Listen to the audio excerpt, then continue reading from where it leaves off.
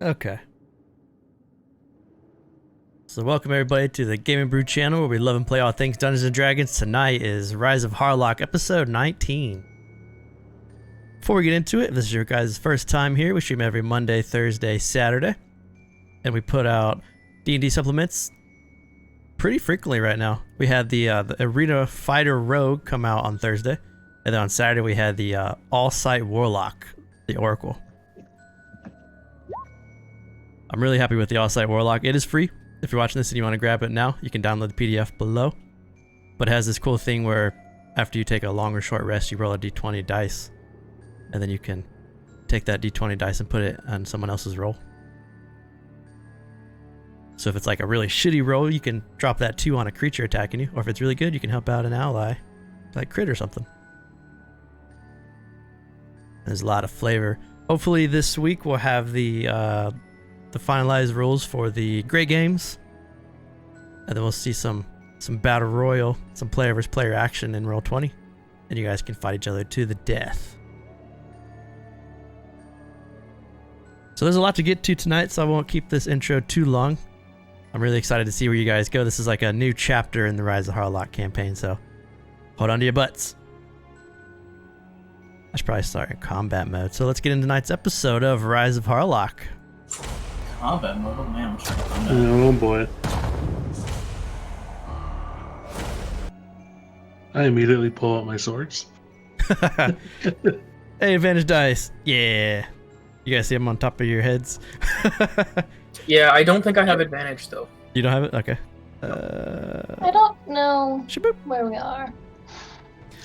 I thought we all had one. No, I used mine last turn. I used mine Or last. last session, yeah. Oh, okay. So last episode, the ghosty ones, you spent some time. You came up with your council for Novovasi as you left to go north. And you had a pretty good cast of characters.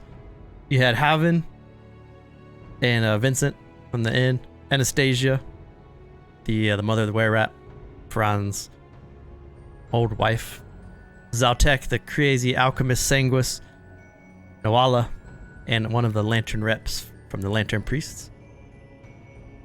You made arrangements.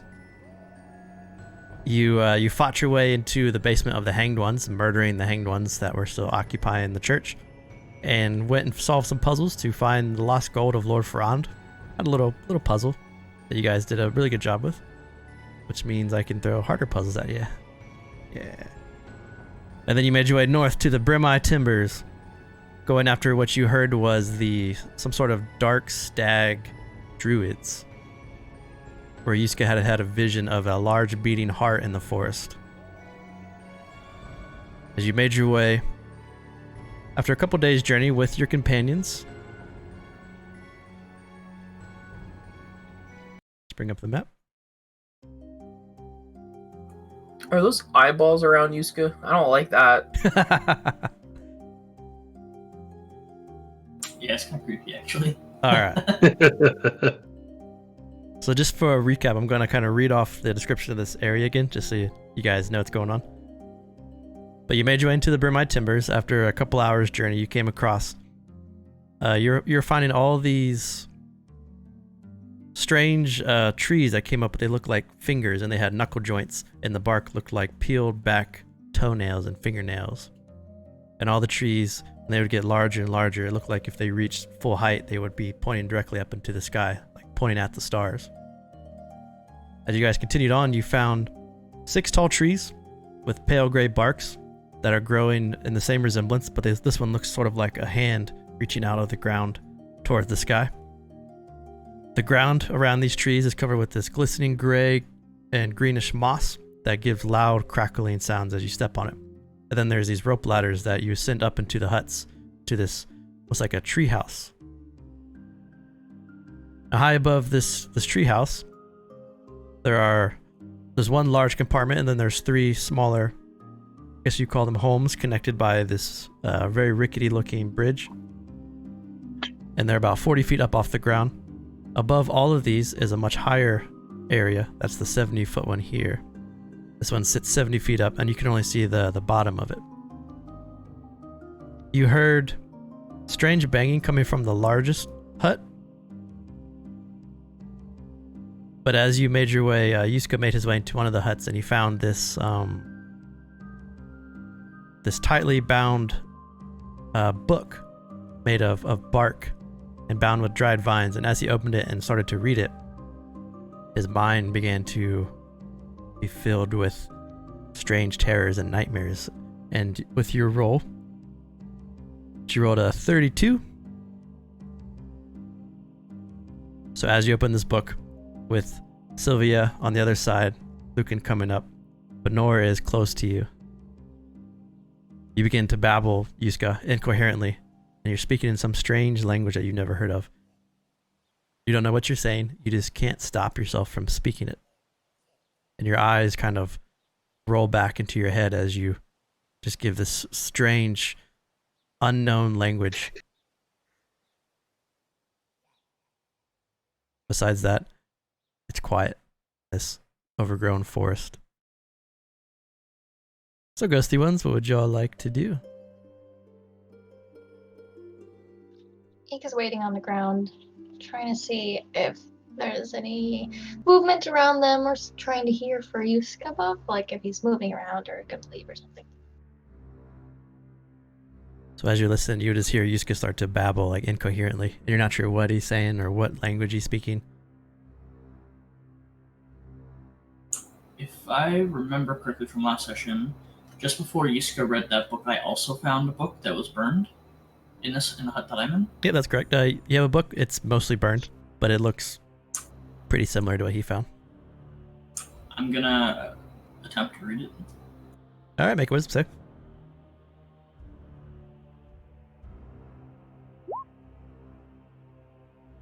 $18, nice.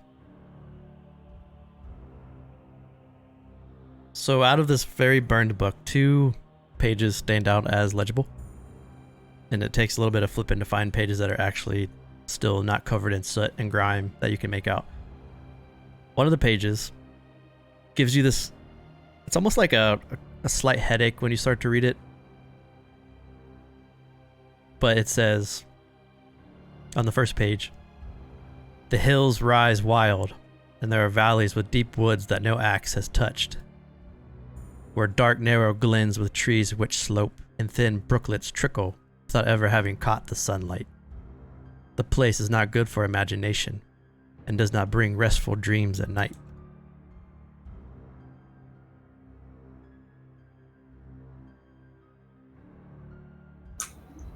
Is that just sorry, that was just the first page? That was just the first Or page. that- The second page says, "The Brimeye is alive. It dreams of ancient times, of pre-civilized dwellers and the behaviors of the dead. What the Olothine elves called progress, the Brimeye considered corrupt, intolerable deviations into the madness of civilization. Incorrect behavior must be pruned."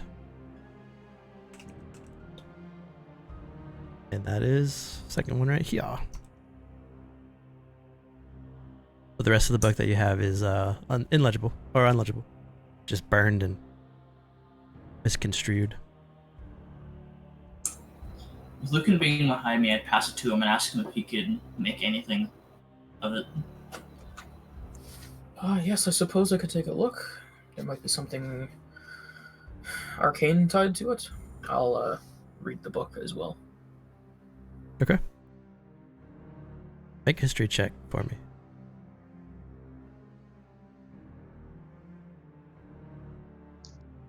With a 3. You've heard this text before, but you can't pinpoint where and when you've heard it. Well, I recognize the first passage a bit, but the second one about the Brimeye, that's new to me. I don't think I'm right in this, but the way that it's describing it sounds almost like it's the archives of the Watcher, but I don't know why the Nevermore Expanse would have anything like that inside it. That can't be right. That's interesting. Perhaps Yusuke would know more on this matter. Well, if these are druids, perhaps.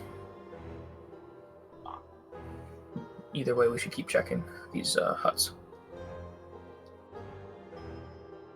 As you guys step out of the hut, Benor looks over and he goes, Master, the bear is speaking strange language. Do you understand what he's saying, Benor? No, it seems much older than what I am familiar with. Nick's We should gonna probably go go downstairs.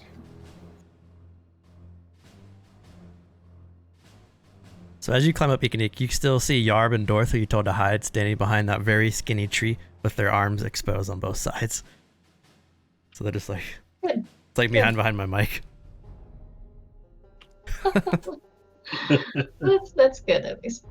Ika's gonna go in the room and try to understand what Yusuke's doing and try to understand what he's saying. Yusuke, what did you find? Make a wisdom save, Iska. Seeing Ikanik might jar you out of your stupor. Hey, 18. I'm actually good at that. it does it to everybody. Seeing your friend, your brain like almost pieces itself back together, and you stop reading the book and you look up at her. You have no recollection of looking into the book. Do I remember grabbing it? You just look down and you're holding a book. It's weird. You remember walking into this hut, and now you're standing in front of Ikanik holding a strange book.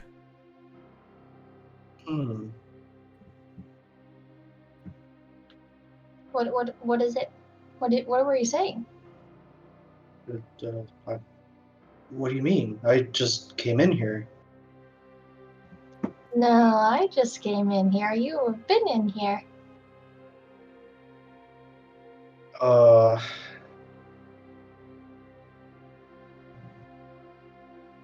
I don't know, little buddy.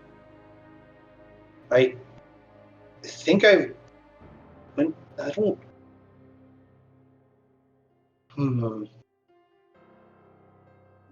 Well, you were saying something, and there's a book in your hand. So, what is it? Something dangerous. I don't know. Well, the Where's other guys. where's have come Lucan? over. Lucan went over to investigate your blabbling that isn't happening anymore. So I'll let them know. And we'll go over. He's like, "Hey guys, it's fine. He's not doing it anymore." Yusuke's gonna take a second, just stare at the book, and then I'll come out behind Ikanik. Okay.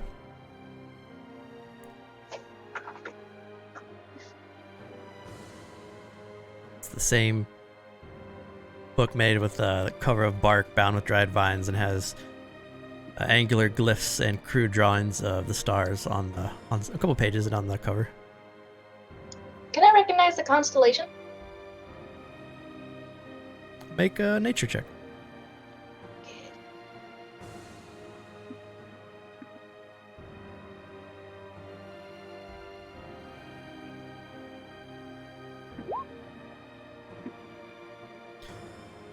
A 17. It looks so. One of the constellations that is like prevalent Erenel is Ludowin's glaive, except it forms a circle with a line down the middle. Except for this looks like a much more exaggerated. The one you recognize is a much more exaggerated version of this glaive. It's almost like they added in stars that weren't there to make it embellished.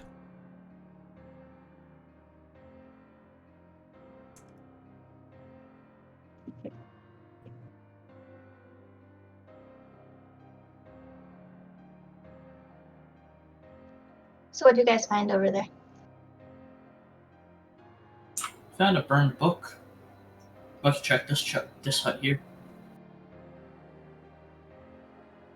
And as I say that, I'm gonna walk into the other hut. Okay. I'll be following. Lucan. I'll start making my way across. Aye, did you find anything of interest over there?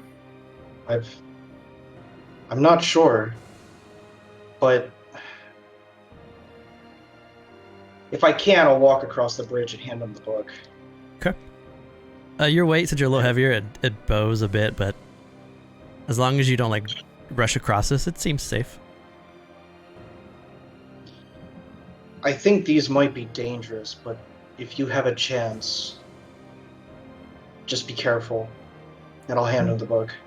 Well, with Razmir's light and all of that, and I think I should be fine. This other book didn't do anything weird. I'm sure this one will be fine as well. And I will read that book. Okay.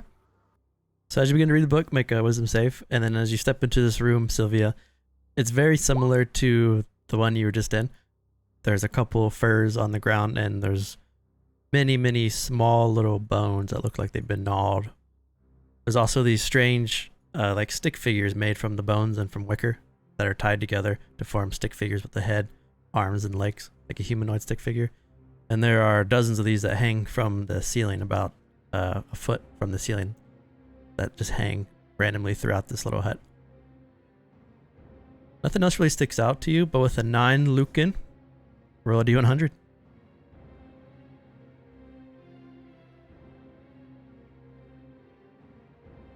$90. Your body freezes up as your mind is open to cosmic horrors, and you are stunned for a minute. His eyes are wide, his mouth is open. No sound comes out, and he just stares at the book in some unforeseen horror. If Yuska, I'm still looking at him. If I notice that he's just locked up, I'm gonna immediately cast Lesser Restoration on him. Okay. As Yuska, Lesser Restoration, or Lucan, your eyes come back. Your brain slowly is unclouded from the fog, and you stare at Yuska, and you're kind of confused because you're holding a book and you don't remember how that book got there. How did I get 2 of these? I know Sylvia handed me this one, but... Yusuke just handed that book to you. I don't recall that. Are you sure about that? I think I'd remember something as simple as being handed a book. Nope, he handed it to you. Yeah. Whatever these druids are playing it out here is... Well, it's While well they're beyond me. talking, since Lucan has no recollection, he's going to read the book again. Make a wisdom save. I'm still looking at him. I will try to clamp his hand down to prevent him from reopening the book. Make sleight of hand. Oh no. Oh yeah. He goes to open the book, and you grab it and close it.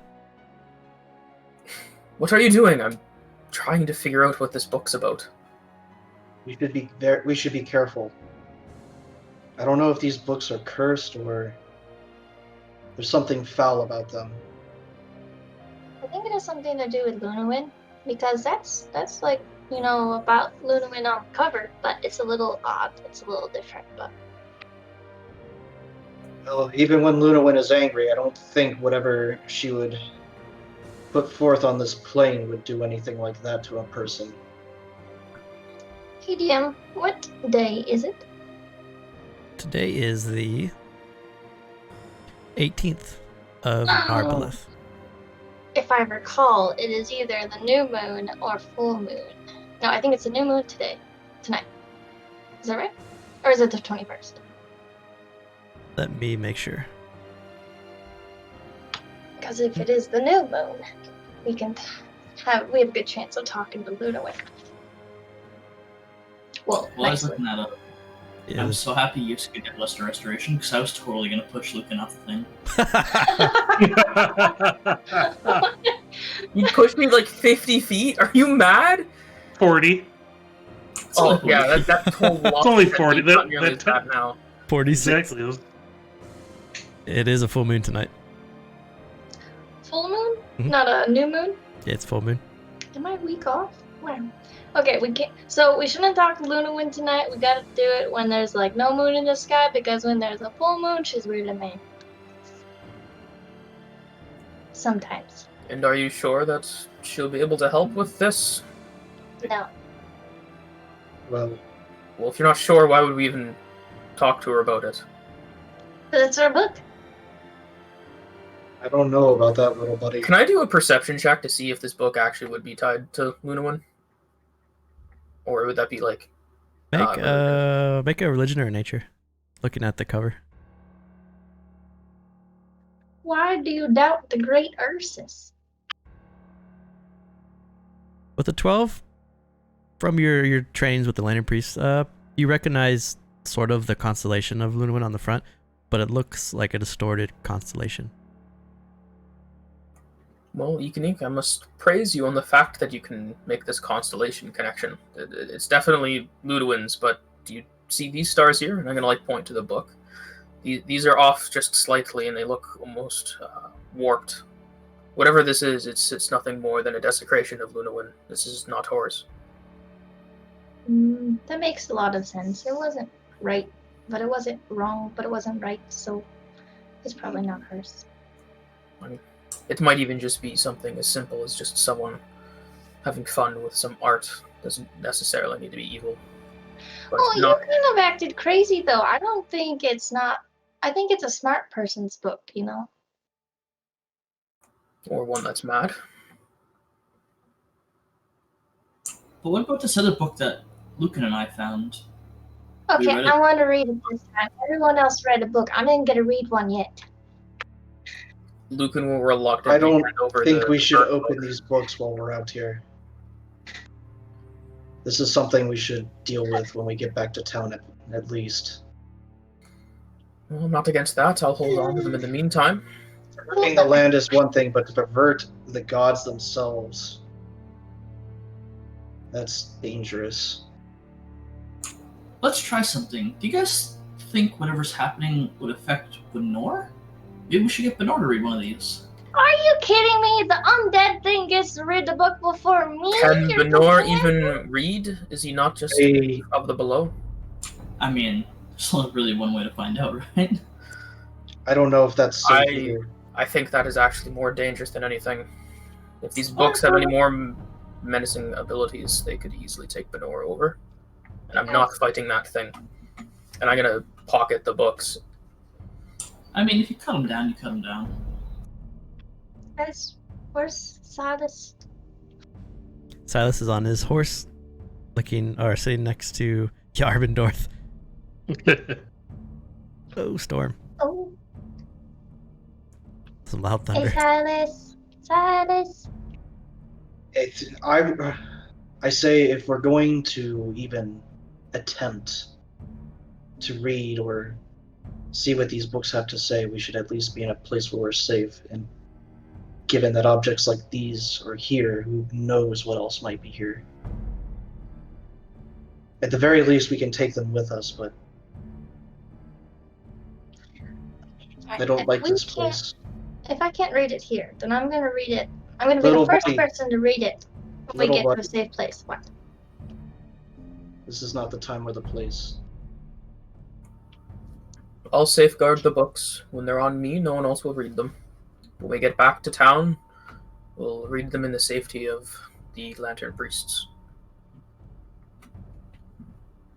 Ekanik, if it's really that big of a deal, perhaps you'd be able to read first, but we'll deal with that when we head home. Right. Later. I'm gonna go check out the... You guys said the book was burnt? Is there like a pile of ash or something? Is the dirt still there? Yes, that house over there. Okay, I'm gonna go over there and look around. Okay. By looking at the stuff that we're standing on around the trees, would it be sturdy enough to hold Yarbendorth?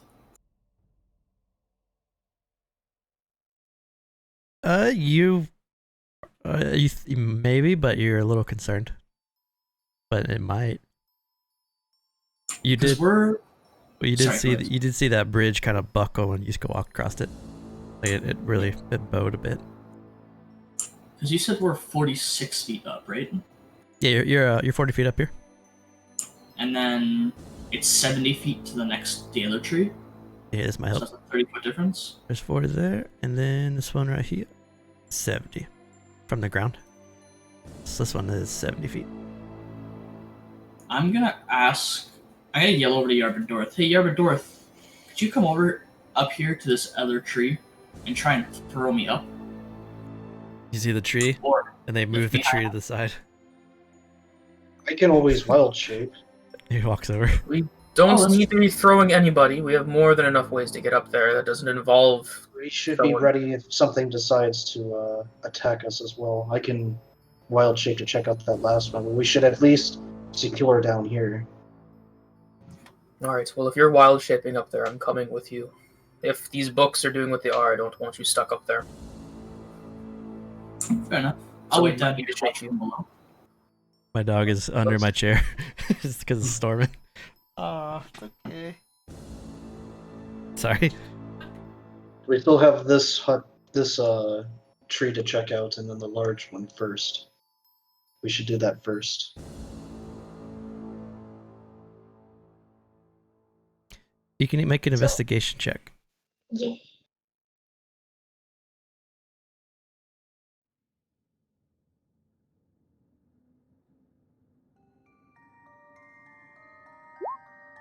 $22. You search through the same pile of refuse that Sylvia did earlier.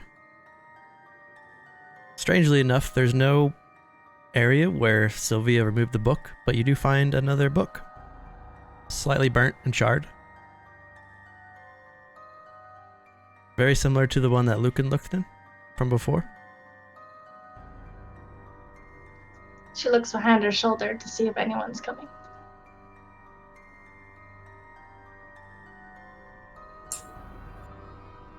You're talking to Yarb and Dorth and looking at the larger hut, tree hut. I want to examine the cover and I'm not sure, the pages on the outside, not actually opening up the book in the back. So looking at this book, it looks almost identical to the one that Yuska had. It has the constellation on the front from Lunawin, the same distorted constellation with the extra stars that aren't there in the sky. It's made from bark bound with dried vines. Except for this book is very burned. And as you kind of flip around it, you can see most of the pages look to be burned or covered in muck. Can I sniff the book to tell, or can I look around through my investigation to tell what kind of, never mind, that was, I wanted to see what kind of accelerant might have been used, like if it was just a standard fire or maybe there was oil, but I feel like it would just be a fire. Since you rolled so high, yeah, you would assume it's some sort of fire made with like just timber and wood. It's a very controlled burn though. I'll open it. Make a wisdom save. I don't open Oh, you it. don't open it. Gotcha. No, I don't. If I sniff it, does it just have a burnt smell? Make a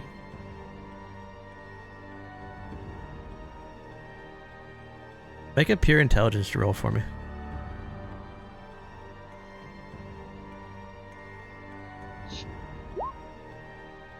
Where are these rolls coming from?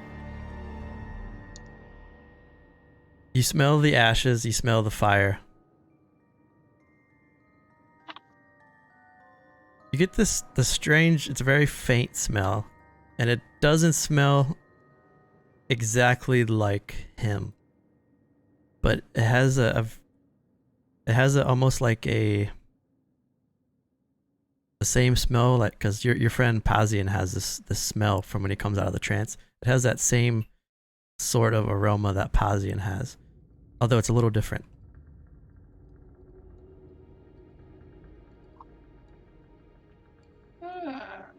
Okay, I'm gonna put the book in my pocket, and I'm gonna go back to the group if they're still out there. They're out there talking in front of the hut. You can see Yarb and Dorth has made his way out from behind his tree. Silas is still sitting.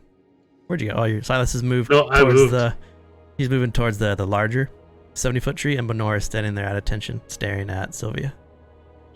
Hey, Yuska. Hey, Yuska. Mm-hmm. Can you call Pazian? I can try. Okay. How do I do that again? You could always send him a message with the wand. Can't he just like hear you? Cause he just kind of comes and goes wherever he wants, like any time, you know. Pausian, if you're listening, we probably could use your help right now.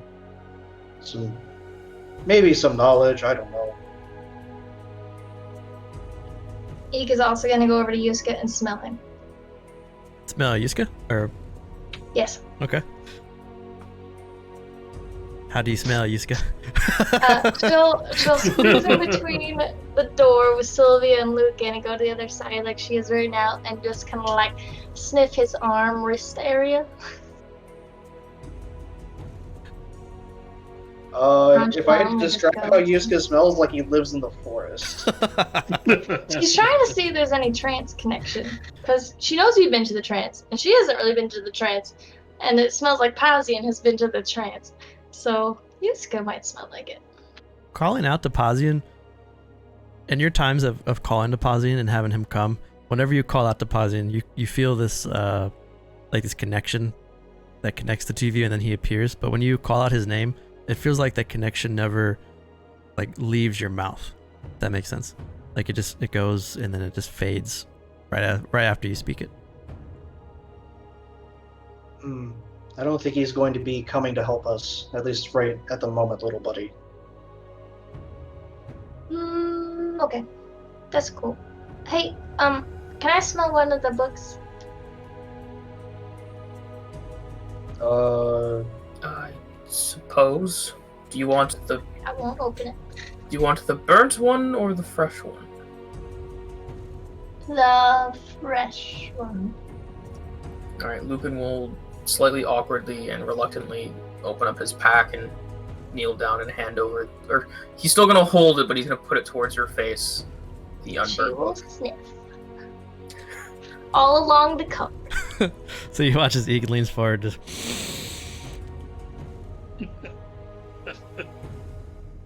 it smells similar to the book you have, almost identical, minus the burn scorch marks. Okay. Thank you very much. You are very welcome. Did that help? Yep. If I they think smell so. like they've been in the trance, would Yusuke be picking up like any trance auras on them? They don't give off that like kind of translucent glow around the edges, but when you see Eek sniffing it and then you kind of breathe in, it smells similar to Pausian. Eek's gonna make her way over to Silas.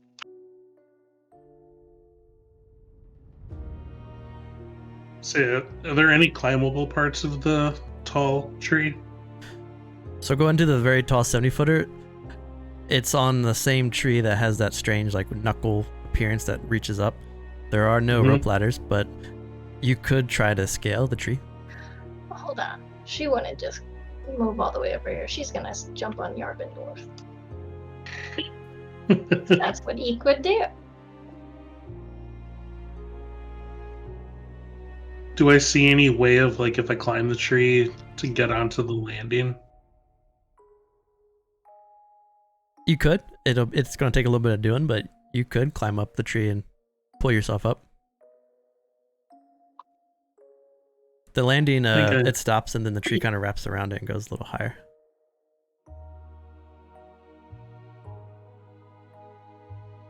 I think I might give that a shot. All right, make athletics or acrobatics, your choice.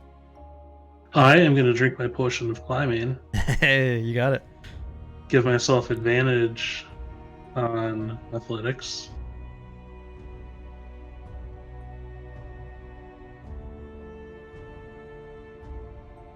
Really. So the four of you watch as Silas pulls out this orange swirling potion that you guys have never seen before. He uncorks it, drinks it, and he gives out this. And then you see him just scurry up, not like a monkey, like a spider, up this tree. You're witches, Silas. Uh-oh. So Silas, as you climb up this tree, there are 3 figures sitting on this this landing. But a couple things stick out. One is this wooden platform that encircles the tip of the tallest tree sways slightly under your weight and creaks ominously, but remains sturdy. A small leafy wall surrounds the platform when you get to the top, but it's still open to the air, and as you pull yourself over, there are painted sigils that cover the wooden floor that radiate outwards from the center. And then there are 3 people. One is a satyr, similar to Pazian, but he looks a little more rough, like a little more rugged. He has a flute. It looks like it's made from the bones of a giant toad at his side, and he wears a headband that looks to be made from the spine of a serpent. There's a dryad. The dryad is the woman that's kind of like made from trees. This woman is covered in bark. The bark is similar to the strange trees that you've seen with the peeling white, except that across her arms and legs and chest, she's branded with these strange angular glyphs similar to the book that they have. And the final one is what's known as an Aradini, which is a form of pixie, a fairy, but a much darker, like a gothic form, like a very aggressive pixie. She has a fox skull wrapped in dry grass that she wears on her head, but it's not coming all the way down. It's like sitting up a little bit. All 3 of them are sitting there in a trance, eyes closed, mouth open. Do not notice your presence. So they're just kind of sitting there, no? So each Or one's is there... they're sitting in like almost a triangle pattern around the tree, and their eyes are closed, but their mouths slightly open. And even though you were very loud climbing the tree, whatever meditation, trance, whatever they're in, did not break. Mm-hmm. Can I look at the glyphs and see if I understand anything? Or if they look familiar? Or...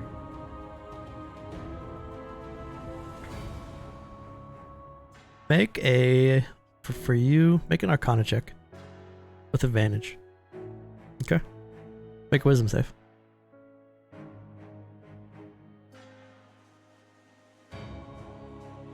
Dang, okay. You've seen these before. They are unnatural. And when you died, they clawed at your mind and you saw these glyphs over and over and over in a sea of blackness and an ocean of black. You feel connected to them, but you're not sure why. And even though seeing them again almost threw your mind into a rage, you're able to hold yourself together. Mm-hmm.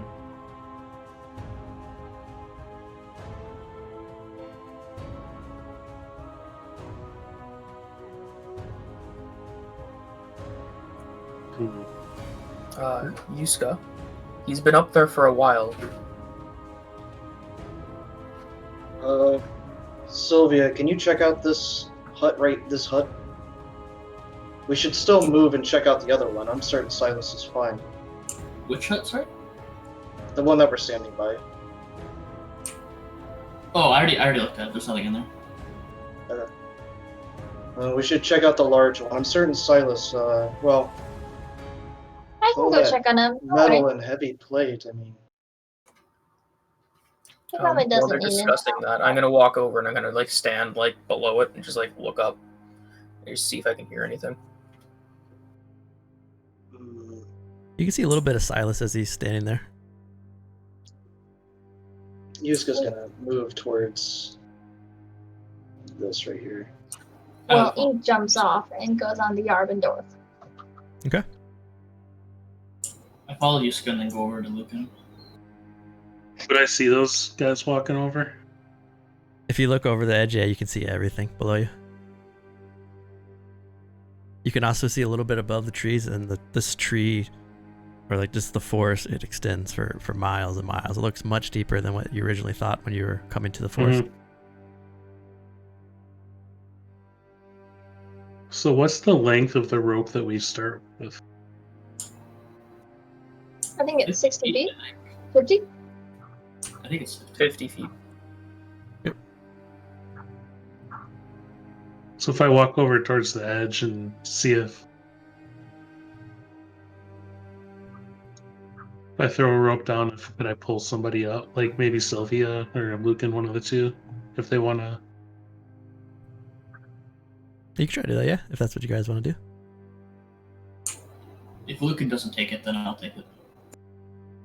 Well, if it's in front of me, I'll take it. But if I have to I mean, like, I'm push just- Sylvia out of the way, I won't. So Silas, you're gonna hold it and just like toss it over the side, and then Yeah. stand there. Okay. So two things. One is, these guys, you walked by the large hut, you would notice that the leaves and branches that form the larger area are bound very tightly together, and no light penetrates this pitch black chamber. With your dark vision, you see that the floor is covered with mounds of long curled leaves, reddish bones, and many, many more of those same simple fetishes. And then that stone oven that sits in the center of the hall that is attached to a lash of the tree.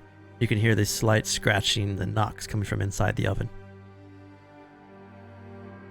Oh, I don't remember. Silas, make a athletics check. Holding the rope. Oh, you just got it. Okay. And then who Well, wants? it'd be a 19 since I still have advantage. Yeah, you're right. And then who wants to acrobat climb their way up, or try to athletics climb their way up?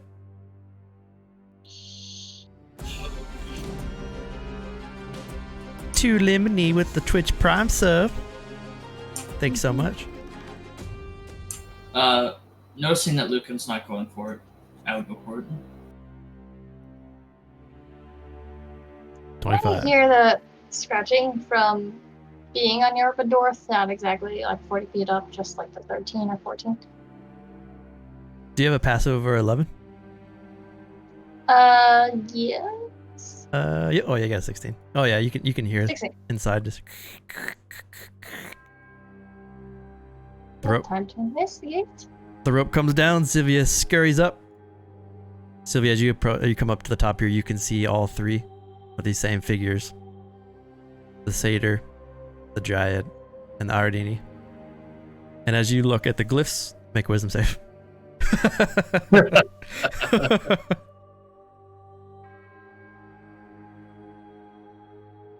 You feel this sharp pain in your temples, and for a second you have this strange sensation to grab the satyr and just throw him off the edge, but you hold it back, and then you feel a calmness come over you.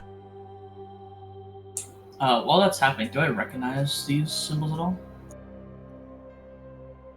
Make a Arcana.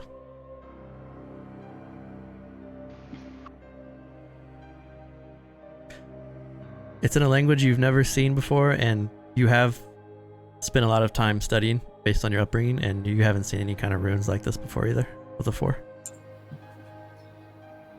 Noticing that they're all in a trance, I'd walk up to the satyr and I'd poke him in the eye. His eyes open as soon as you poke him. He violently. Oh god. He looks up at you. Wow! How did you get up here? Who are you? My name is Sylvia. My friend over there is Silas.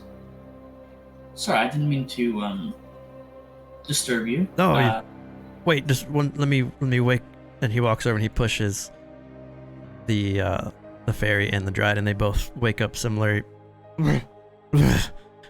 And all three open their eyes. Hi there. Have you come to join the Starless family? Says the dryad. Maybe? I'm not quite sure. Just kind of ran into you guys. Didn't mean to disturb you or anything. This is my friend Silas. I'm Sylvia. I have some other friends a little down below. Did the markings? They did not You looked at them and you were okay. Yeah. Why would they do anything different? Why would I not be okay? Come, we have much to speak of, and they start to walk towards the edge. And then the dryad, she waves her hands, and this vines connect the 70-footer and the 40-foot openings, and they start to walk down the bridge. So looking, and you guys are about to climb up. You see this bridge form, and then you see they all start to walk down, and you see the fairy, the dryad, and the satyr. And they walk past, and you've come with many, and come into the large chamber. I'd first whisper to Silas and be like, "Be wary. They're asking weird questions." The bridge remain. Does the bridge remain? As soon as she walks past it, she's the dryad's the last one to go. When she walks past it, it drops. Unless you like try to walk up it as they're walking down it. But if not, she would just walk down, and then her bridge would come behind her. Yuska would probably go up as they're coming down. So as the dryad is the last one, as everyone walks down, she stops and she turns to you as you go up. Shall I wait? If you don't mind. I'm assuming she's trance-touched. She is, yeah. And all three of these that you've seen all have the trance glow around them. Make a wisdom save when you look at the runes.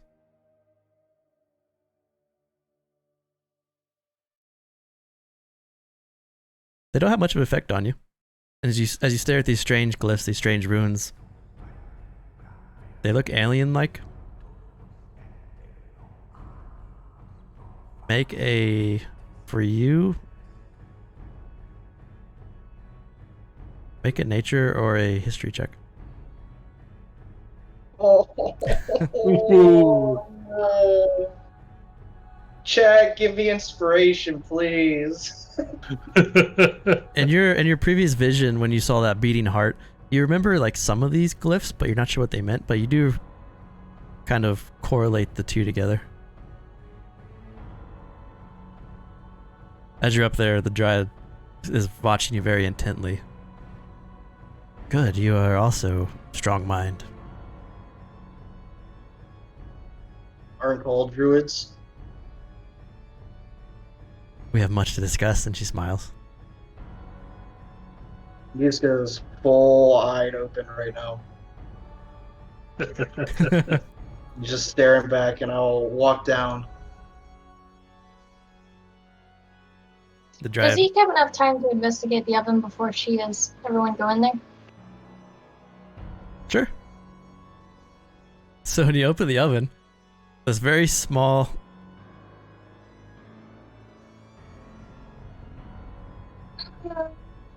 What is it? This very small, tiny, obsidian-skinned, bat-winged little fey creature with a very hungry look and these razor-sharp fangs and a very leathery purple tongue pops out of the oven. Inspiration from Sizzy G to Ekanik. Ekanik has Hey, inspiration. I didn't even ask for it. Wrong Wrong animal, CDG, but I'll take it. So as you guys are walking in, this little strange creature floats out of the oven. It's almost like a bat.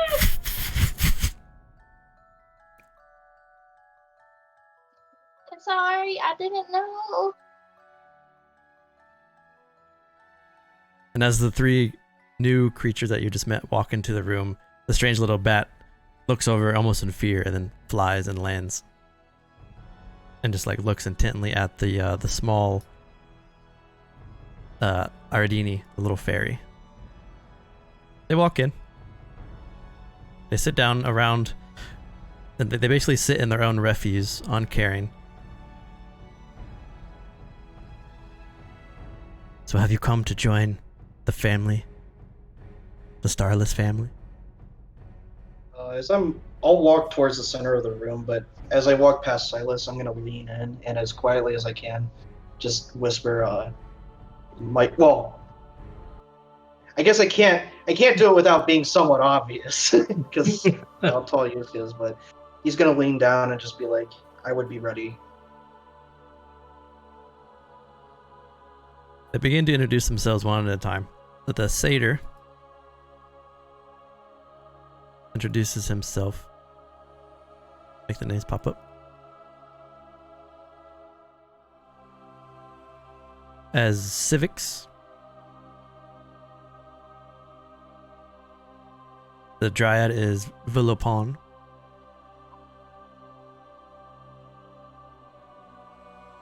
There we go. And then the small fairy creature is Binia. And then they point over towards the strange bat-like creature that came out. And that is Buka. There we go. Names. I'm gonna call him Virgil 2.0.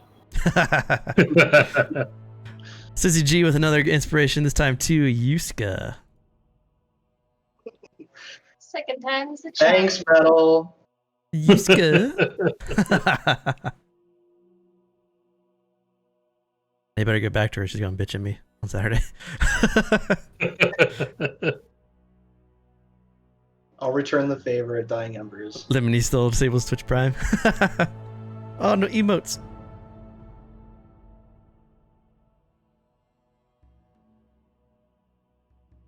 Well, Sable's a grad student. He can afford $5 a month. Yes, he can. So they introduced themselves, was it? So they introduce themselves one at a time. Binia, with her fox skull wrapped in dry grass as a helmet. Villopon and all of her angular glyphs marking her skin and her bark. And then Civics, the satyr, with his flute made from the bones of a giant toad and a serpent spine headband. And then Buka, which seems to be like a little familiar. And Buka Would I recognize the glyphs on the dryad make an nature check. at all? You might, yeah. When they Yeah, if you're proficient in nature, make a nature check too. Well, I guess I am.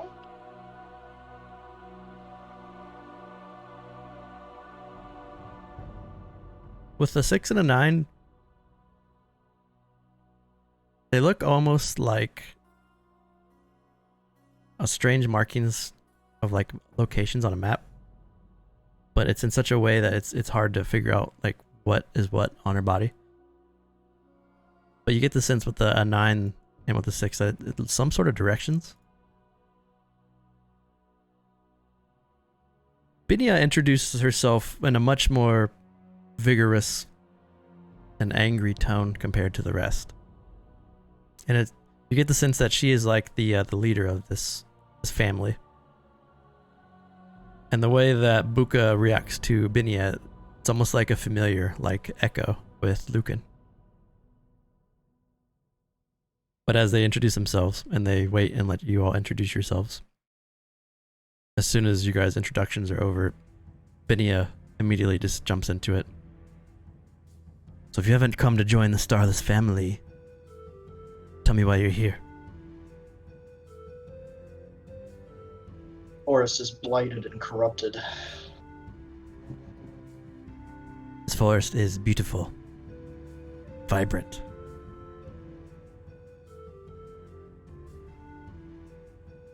You have found in France, you don't.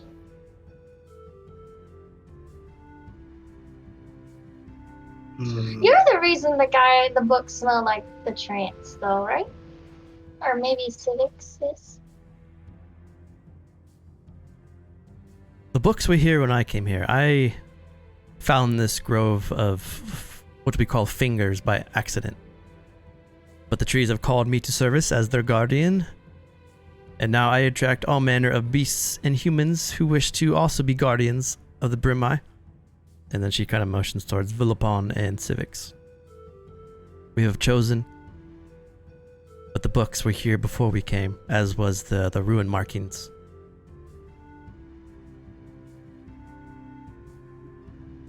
Well, if the ruins were here before, what markings are on you, Philippon? Philippin? Philippin? The markings on my body lead us to the other pieces of the Primeval Gardener. Primeval Gardener. Yeah, if you just let me get my book, I can show you and you can read it and you'll understand much more.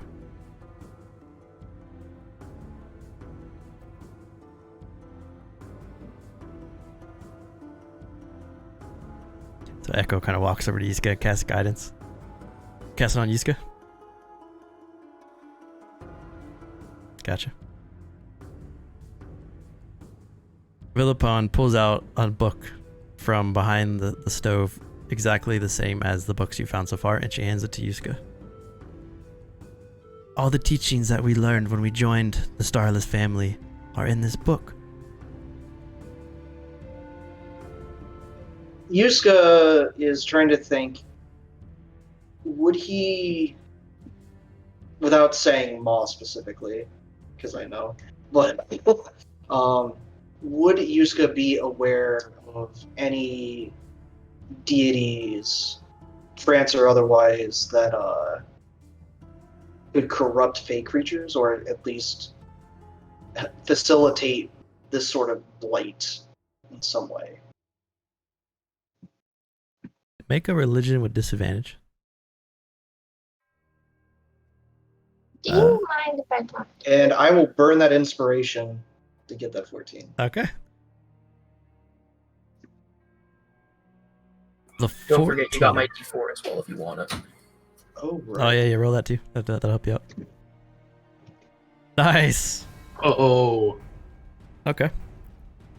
So as Benor walks into the room and as Echo lays his paw on your shoulder, Yiska, and you feel a little more invigorated, both by the gods and by Echo. There are... Echo is a god. That's Resmir. Oh, no. I refuse to believe that. There are many dark deities that you've heard whispers of, but that no one really speaks to great lengths about because speaking them into existence is a fear of a lot of people in Erenel. But there are many different types of these vacuous gods that can infect in different ways. Each of the vacuous gods, they all do it in different ways, but they all seek to get past the stars and the sun to invade and consume or whatever their individual goals are into Erenel. But because of Almadun, when he created the sun and the stars to be vigilant and protect Erenel, it keeps these vacuous ones, these empty things away.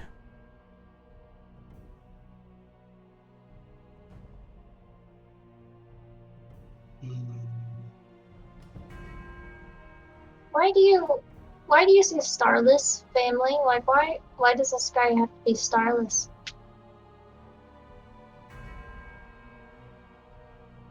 Because we need to fill the sky with stars. Sky is full of stars. Yes, but there can always be more. Watchers. I think that's Lumen who fills the More sky from with what? stars. What is this gardener? If you will allow me to, Villapone has the book and she goes to hand it to you. If you do not wish to read, I will read it for you. Do they all have the same glyphs on them? Every book looks identical to the last, except for the one that was burned.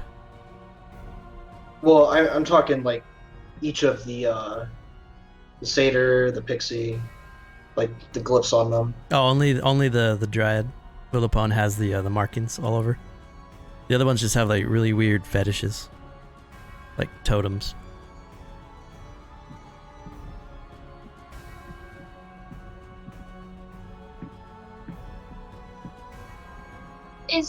Wait, before you read it, you guys know who wrote the book? No, only that the book was here when we came. And so, I think it's Lunawin's book, but Lugan said it probably wasn't Lunawin's book. Do you know, is this the gardener's book? It talks of the gardener, but the gardener is everywhere. We rest on the gardener's fingers. She points, like she kind of moves her arms out, like the hut around her. What does that mean? Means you are standing atop of greatness, of ancient being. Or a perversion of Therial.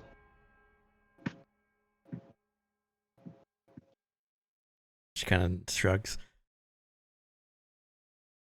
Therial has made his appearance here before.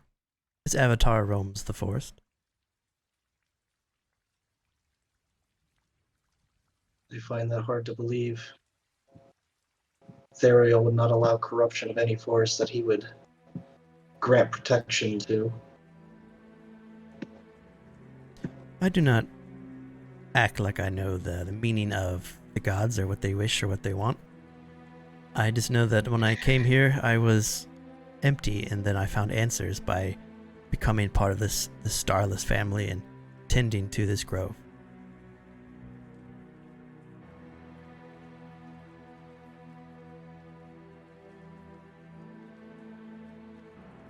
What is this? Is this the only part of the grove? The entire Brimeye is a grove unto itself. The Brimeye is alive, all of it connected together. It is not light, it is not dark, it is not good, it is not evil, it is just there. What about the center? There are many centers. What lies?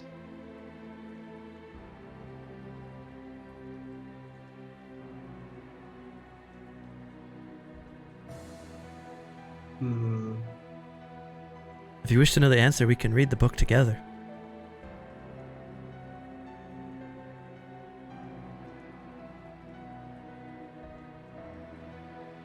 What about the heart of the forest?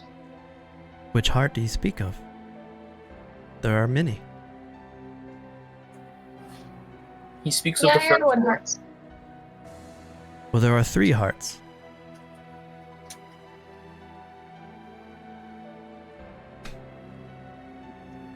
The Ironwood hearts. Let's start with the closest one. The dryad turns and she looks at a marking on her chest. The western, the center, and the eastern.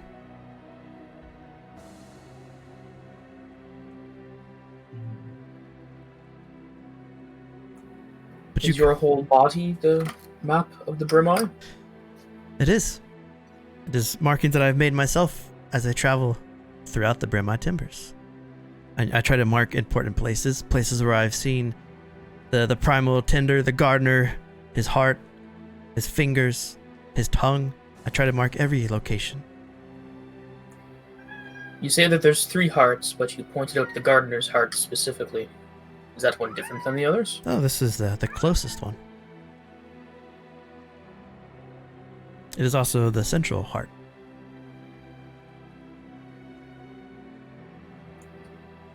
And where on you are we then? She kind of points a little bit to her neck. We are on the cusp, on the edge. We are the protectors of the forest. We keep those who are not approved by the Brimeye away. But you have all looked upon the glyphs in the book and stand before us of sound mind, so you must be approved. Or you've come here the same way that I came here. Well, I think we're seeking the center heart.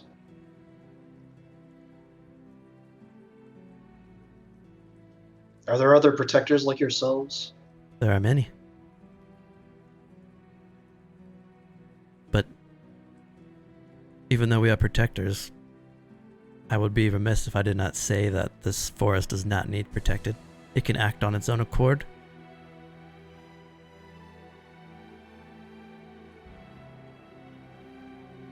There are many dangers in this forest. And the forest itself is a danger. There are many dangers in this land as it is. This forest is no different. She smiles. Which heart is the biggest? The Western Heart is the oldest. The Western Heart has beat since before the collapse. The Western Heart grows from titanic roots which intertwine and bore deep into the earth. The heart is pierced into another plane of existence, though no one has been able to get close enough to see which existence this heart beats into. What about the most recent heart? Is that the center? The center heart is the second oldest heart, but the center heart is a place of unbridled wilderness where trails will disappear behind you as you walk. Buildings will shake themselves down, and metal will turn to rust, useless. Only the most daring will venture to the central heart where the avatar of Therial walks, patrols.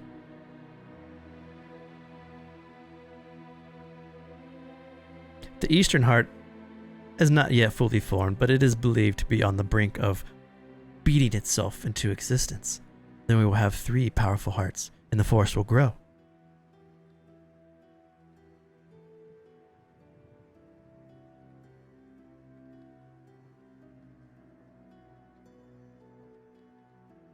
Well, maybe my friends and I and us should talk together alone about if we should join the family or not.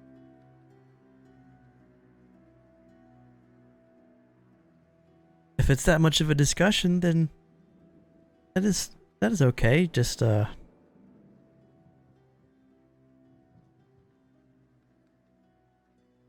that to join the Starless family is a very deep commitment, but to walk the Brimeye timbers without knowing the true rules of the Primeval tender self, you are just going to become one with the forest and never leave.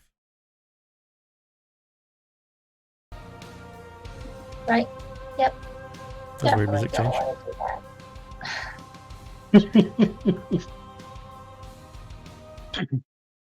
Got really epic, so I thought we were about to fight. It kicked it like halfway through the song too. Foreshadowing. So Ika's gonna walk towards Sylvia.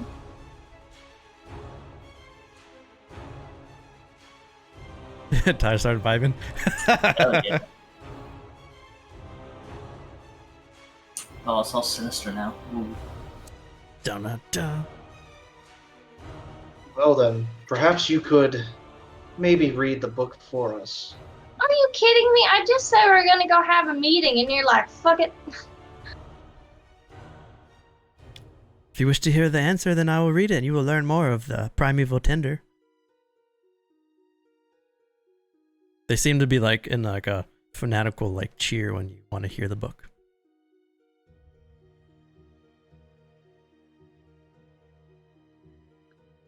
I don't know if that's good to do for now.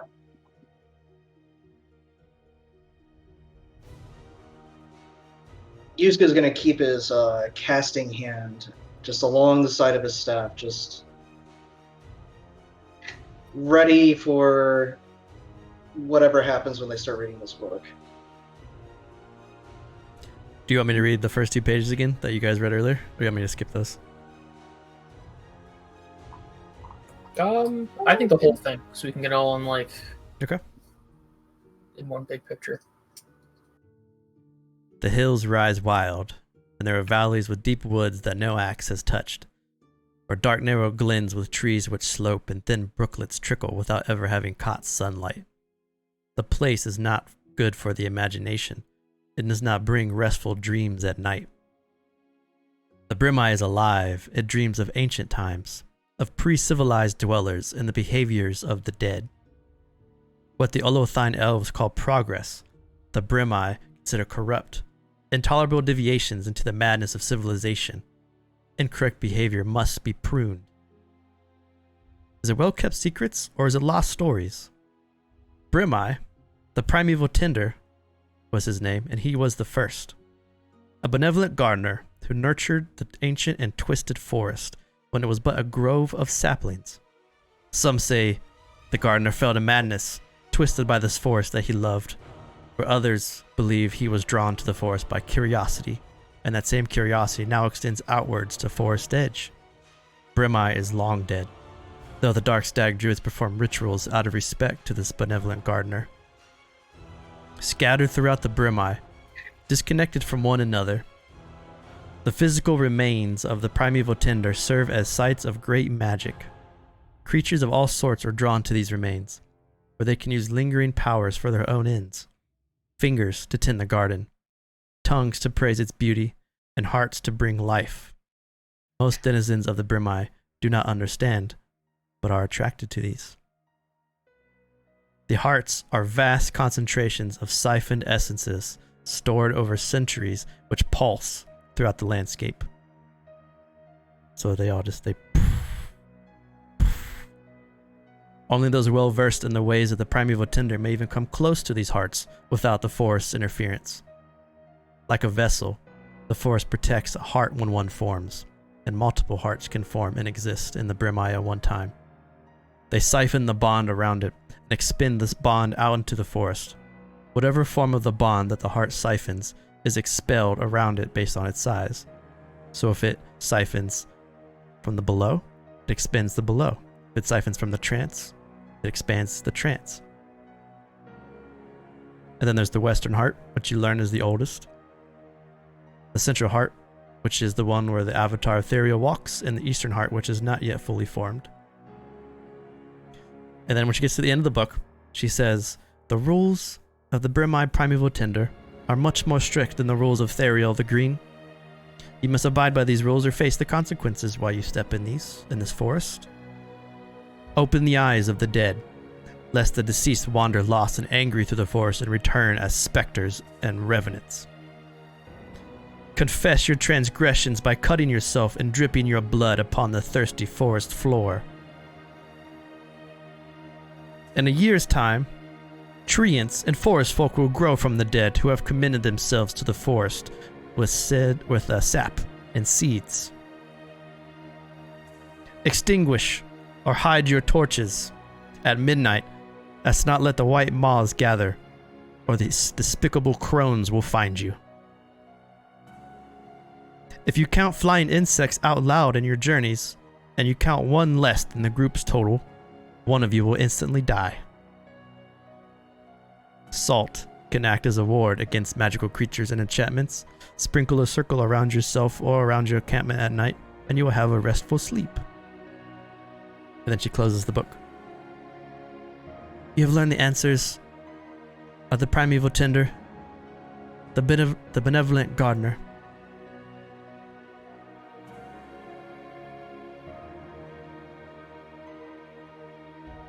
When she closes the book out, she says that you can see the civics and Benny are just like in this like awe trance, and they're just hearing the words. There's just like almost like ecstasy to them.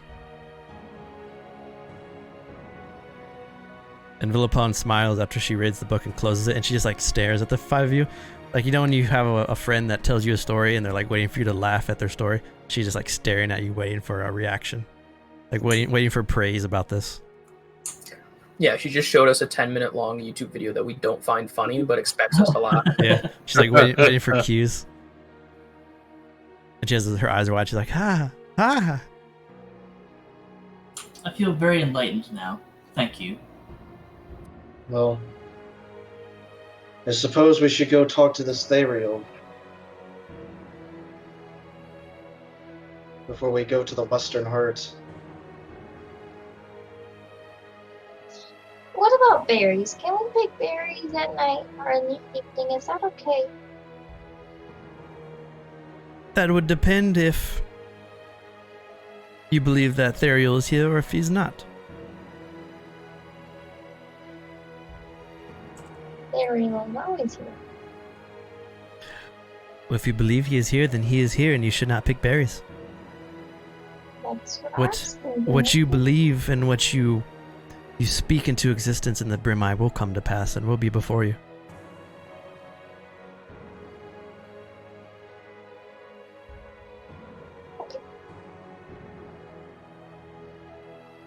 I take it you are not ready to experience the Starless family and join our ranks, protecting this grove. You stand on the very finger of the Brimeye himself.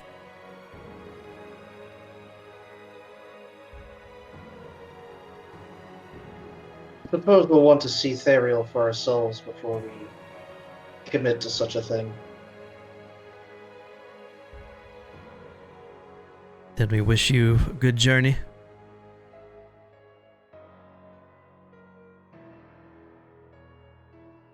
We have given you the Oh. guidance that we can. I have a question. Yes. Why was Puka in the oven thing?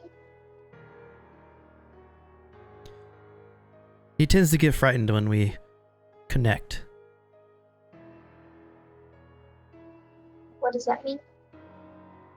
When we go onto the perch that your friend found us in our trance, Puka tends to hide in the oven and sometimes accidentally locks himself in. And usually we finish our meditation and then we release him. Why does he get afraid? She looks over her shoulder towards Puka, the little imp bat. Yes, why are you afraid, Puka? Puka's not afraid. Puka happy. Puka always happy. Eek, if you saw their eyes when they were up there, you'd probably be afraid too. Oh, yeah, that's what I'm worried about.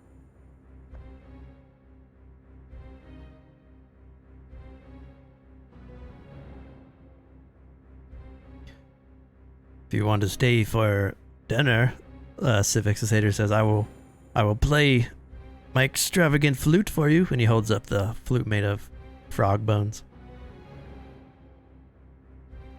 There's no need to rush off so quickly. You've just arrived.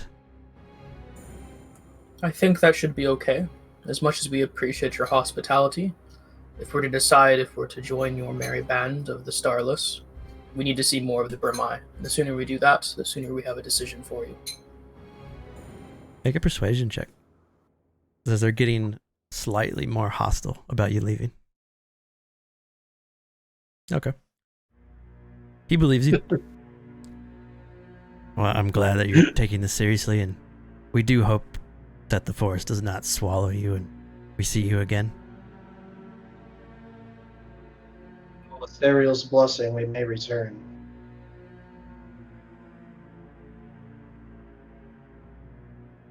You guys, you're pretty perceptive. Make an insight check for me.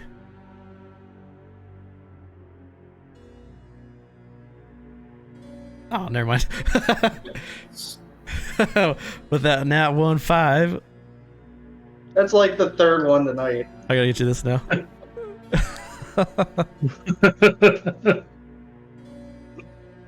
Yep.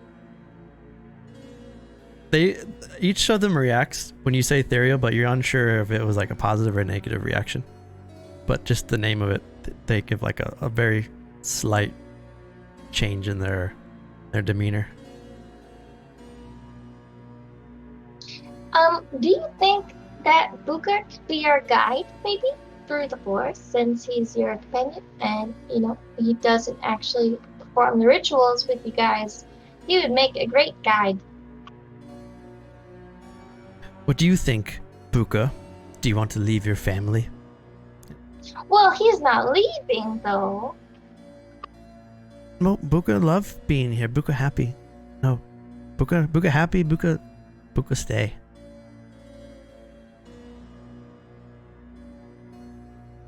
Was I able to notice at least enough to see that they reacted to Theriel without being able to interpret it? Yeah.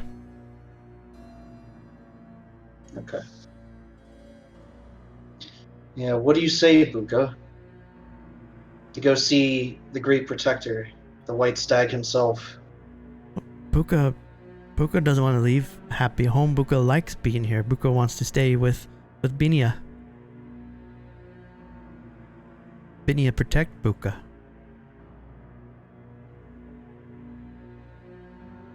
Yuska's gonna stare straight at Binya. If I was a protector of a forest, I would take every opportunity I could to talk to Theriel.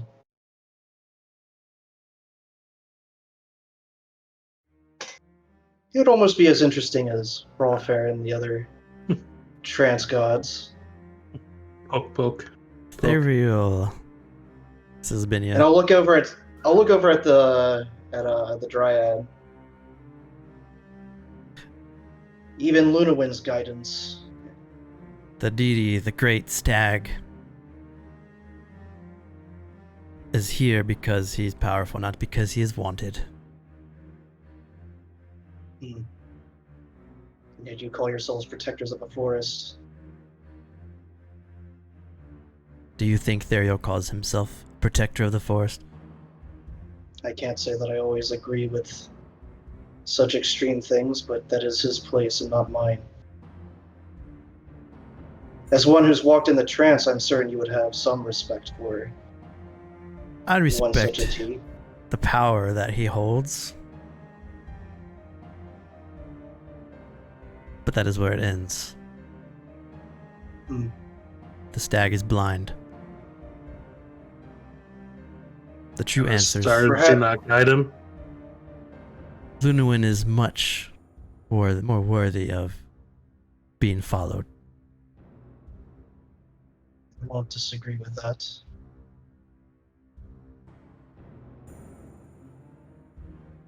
But the question remains, is that who you follow? As a protector, I follow the forest. The forest thinks for itself, outside of the influence of the gods. Doesn't Theriel protect the forest? Theriel Theriel says he protects the protects all forests when he wants. forest. He Theriel does protects his protect all own interests. Ask him yourself. And I intend to. See if he reacts positively to your presence, or if he thinks the five of you are desecrating his grounds. Regardless, you will need to kneel.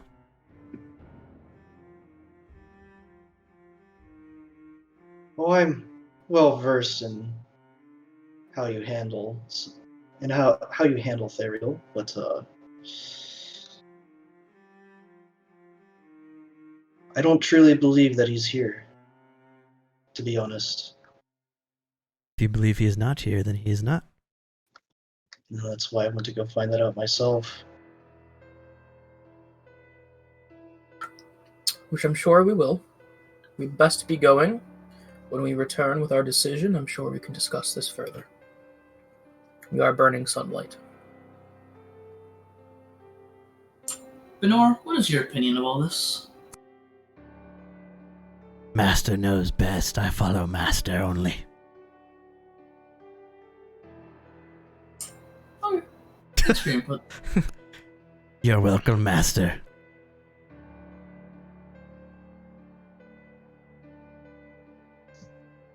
So you guys make your way out of this hut. Make your way down the rope ladder, where you see the Nevermore steed, Yarbendorth, standing there very confused, and Lucan's riding horse.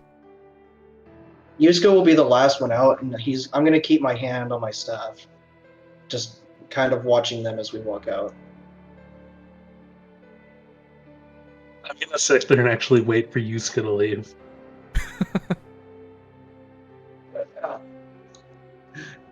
So Silas, you're gonna stay in there? Yeah. Okay. So you guys, you're slowly walking out, like at the ready. Silas is just standing there staring at him.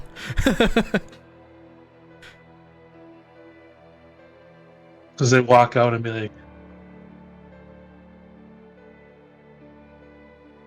So when you're in your trance, who do you see?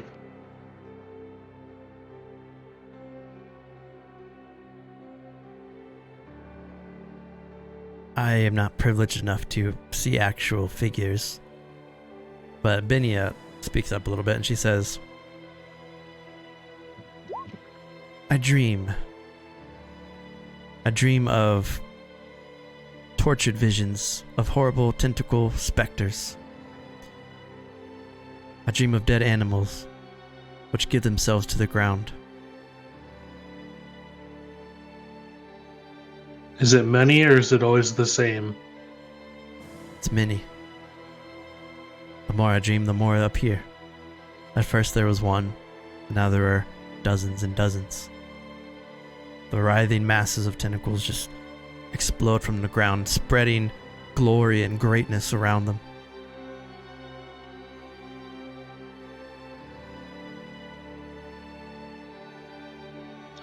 On that note, I'll walk out. When you walk out, you can hear whispers. He sees. He knows. He has witnessed.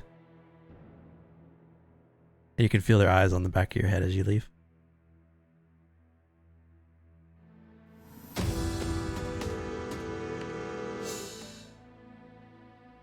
So as you all leave, Would I have heard any of that?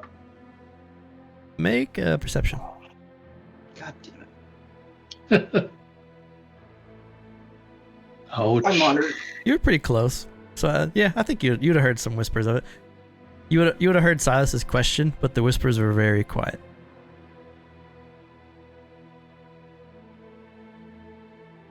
But now that you've all made your way out, you see the treetops around you of the strange gnarled fingertip trees, white encrusted with their strange fingernail bark.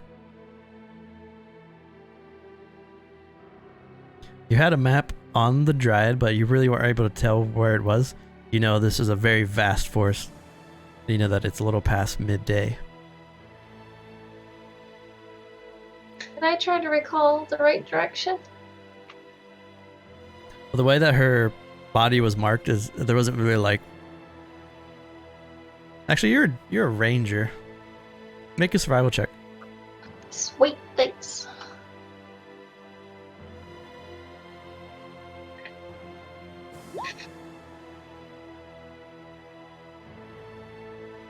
Almost a one. Are you a forest? Or what's your you have what you know terrain you Favorite have? terrain? Yeah.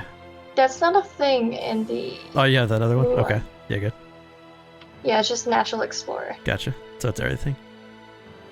You, by going off the memory that you saw on her body, you feel like you could at least get the group in a direction, but you can't really pinpoint the location, but you can at least get them like somewhere around it.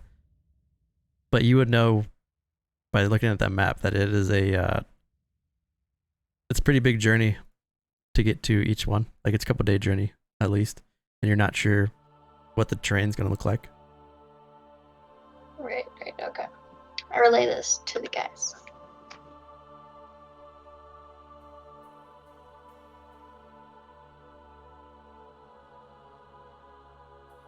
So we should probably get going. Yes, the sooner we get going, the better. I agree. I don't trust these people. Would have been faster just to kill them all. That's not very good, though. Did anyone else remember what precautions we were to take when walking through the forest? Yes, absolutely, 100%. Can I insight to see if she's just saying that to because she's Ekanik? Sure. here's a list of elves. I don't know. Ekanik worries me whenever she You talks. might not have remembered, but Laura does.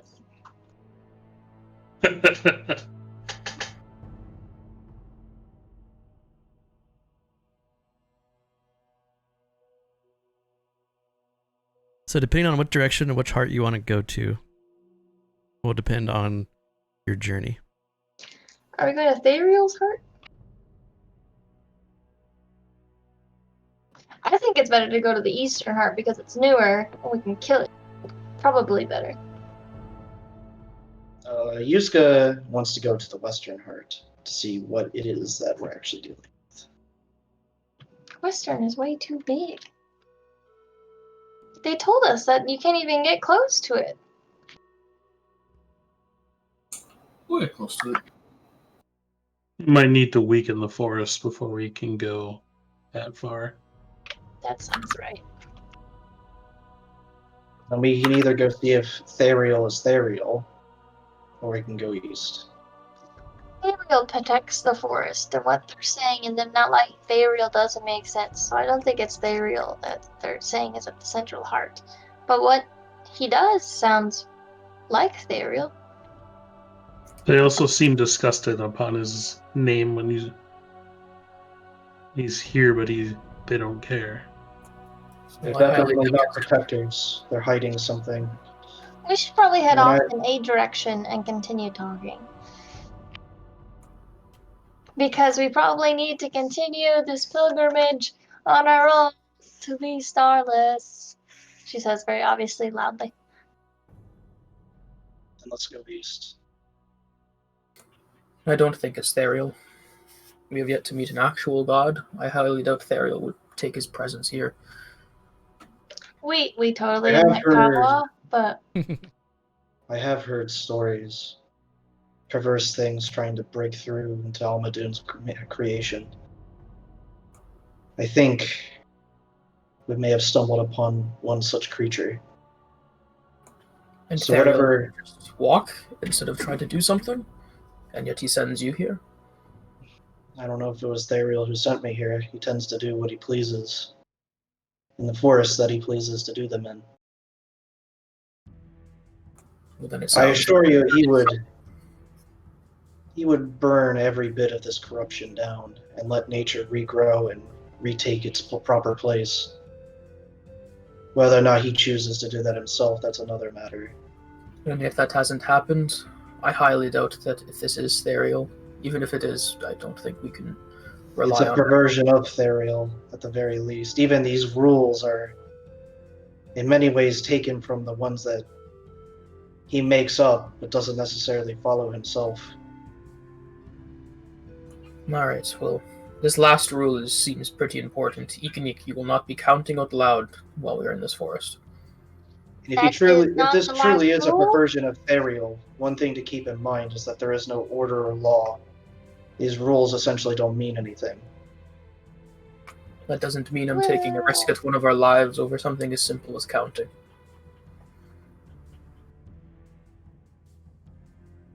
Well, it won't stop him from enforcing them if he desires. okay, well we need to walk. Okay? We need to walk. Yes, I understand that, but I need you to promise that if you see any insects, you will not count them out loud. I'm not gonna count any insects. Yarbdorth, you're not gonna count any insects. Echo, not counting? Yes? Meow. Or Yar. No counting, Garbendorth. Or- However, out of game, I do have to ask. Treants and forest folk? I don't know what treants means, but forest folk sounds a lot like those people we just talked to. Like Dryads? Yeah, so it's like, I don't know if the third one in years' time, treants and forest folk grow from the dead who have commended themselves to the forest with sad and seed. Make a nature check. You might know this because you're a ranger. Oh, sweet.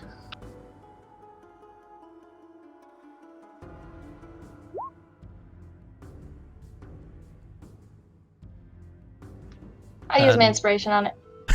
Okay. Drop that icon. Hope you guys like our cool new advantage icons. So treants are like the most one, and there's different types of treants and tree people.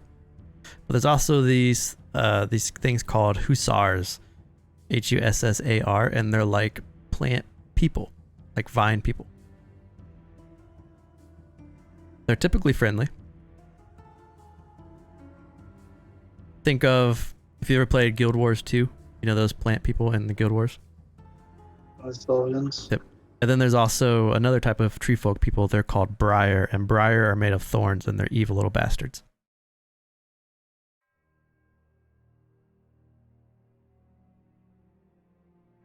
So it's these people that grow from the dead in a year's time. Does it mean this year's time? So like next year, or like every other year, or like what? So if someone was to die like today, a year from today, they would emerge as a treant. Okay. Or hussar or a briar.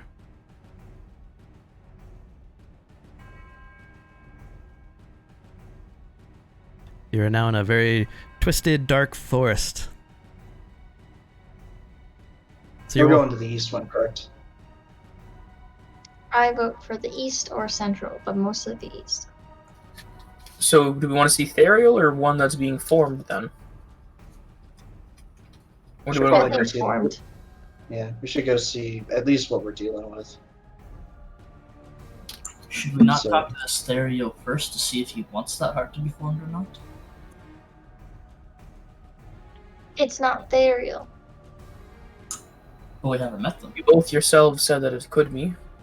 Are you going to take that risk to answer one of your anger one of your gods? We can always take the chance by talking or trying or praying to him tonight. If you think that is wise, I think talking to Therial is never wise. But I'll see what I can do. he sounds less and less like a benevolent god and more something to be afraid of if it's not okay to talk to him. Therial is not benevolent. He is a protector of the forest and every forest that he wishes. Well, sounds And like I he thought- takes extreme measures. He is Sylvia out of the city. What? If Sylvia ever became a A lot god, of people sometimes. hope no one learns of it. That would be a dangerous day. That's hurtful, Lucan. I would be a great god. We can each have our own opinions, but as long as Resmir still stands, you'll never be a good god. Master I would mean, be you're fine best by god. See, Bernard agrees. Benor is undead. He doesn't get a count. I'm basically undead.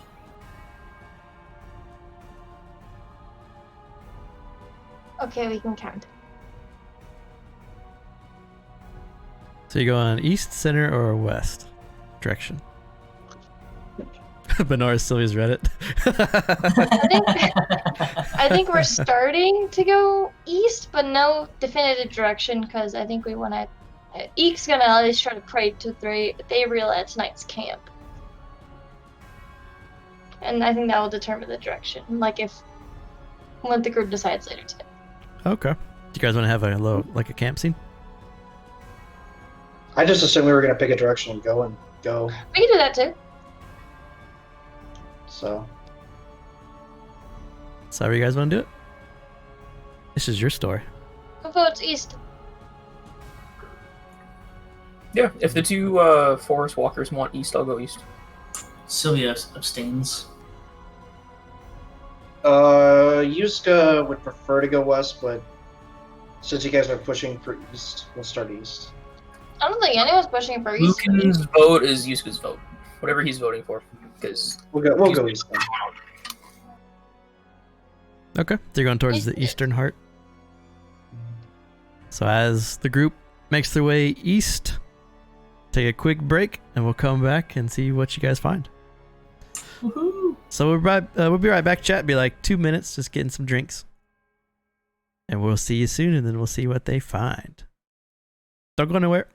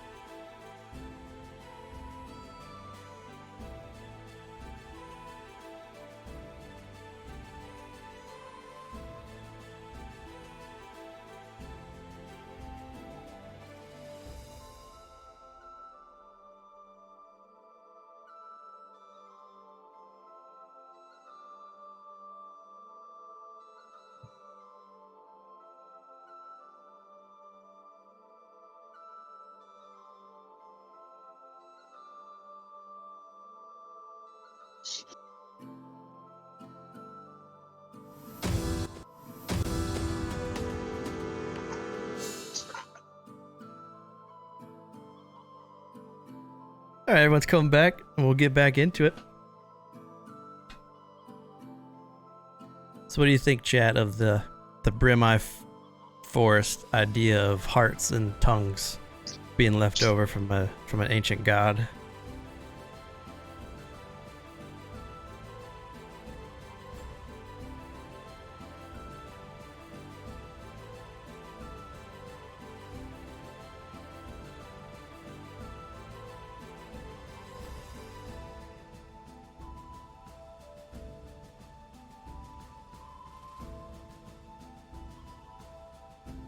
What kind of cookies you got? Oh, wait, that's cheese crackers. They're crackers. Yeah, cheese crackers. Nice.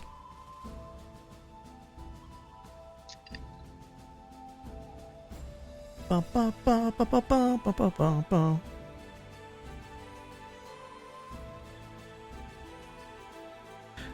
That is correct, Glorious.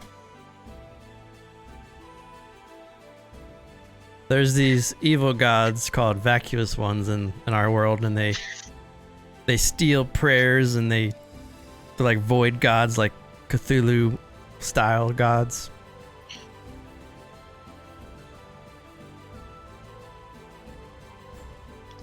I feel like, Brews, you were throwing these homunculus style creatures at me just to save. And everyone knows Puko is held against his will. We need to liberate him. I know, I was just gonna push him just a little bit to see if you guys would attack him. I love him so much. Hey, I pee a lot. That's his name. I saw the smirks. Hey, how was your stream?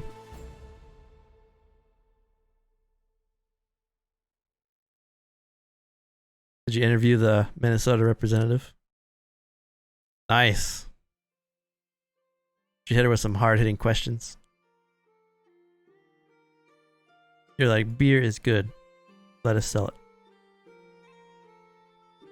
More certainly for all. I can't really ask what IPA's best IPA is or favorite IPA is, because all the IPAs I like are from Michigan, and like we're the microcraft brewery of the states, so I mean nobody can compete. So He had he did a stream shut yesterday. up, Wisconsin. Yeah. He streamed himself on Twitch talking to his representative about some IPA and beer rules, beer laws. It's pretty cool. That sounds pretty nice. But everyone's back. Bum, bum, bum. I could use some IPA right now. Me too, because I am dry. The only IPA I have in the house is 120 minute. Is that Dogcat? Water. Yep, Dogfish. The Yep. Dogfish. It's also their triple. You don't want to drink one and then just have Silas like take his clothes off and go right through the forest. Hey guys! It's also a year and a half old. I've been trying to get it to mellow. Have you ever had Double Two Hearted? No. Tastes like Two Hearted, except like a little bit of whiskey in it. It's weird. Ooh, I do have some Goose Island downstairs. Ooh. Not a good choice. Some county stout. As the five of you are marching through this Brimeye forest, you give me a marching order. Who's in the front? Who's in the back? The way the forest is set around you all is it's very, very dense and very thick, so it's almost like you guys have to go single file through parts, but you can spread out at other parts. But this part of the forest resembles the same type of fingernails and long timber trees, but Yerba North are going to be in the back. I think they're going to be last. Okay. Neek would like to be first if possible.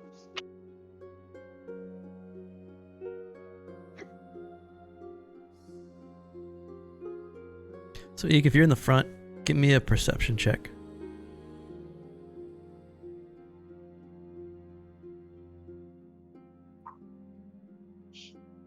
I'll be right behind her. Okay. And do you want to do a pace of just like a normal pace? Do you want to be stealthily, like a little slower? Do you want to double time it to get there quicker? What is the feeling of the forest? Is it like a bit ominous, evilish, like not a wholly healthy forest? It doesn't give we off do- like an evil presence. It gives off like an exaggerated presence. Like the trees are bigger than usual. The insects and the sounds of the insects are louder and more boisterous. It's almost like this forest is on steroids. It's just everything is just more. But it doesn't feel evil. It's a little strange to see trees with fingernails coming out of them, but I don't know. What do you guys want to do? Either double time or normal speed because we have a freaking ogre with us. Okay, that's right. We're not going to be too stealthy if we try that. Normal speed should be fine, I think. We're in no real rush, are we?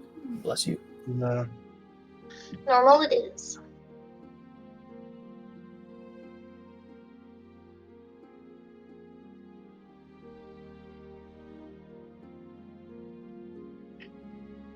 so what the 23 is, you guys are making your way through the forest. You come to this lip in the forest where there's kind of a large mound, a large hill that's about 100 feet away from you. And this lip resembles, it's like a large plant-covered mound. And you can see two glistening wooden doors decorated with these carved leafy patterns are set into the mound. It's almost like a hobbit hovel. It's pushed into the wall there.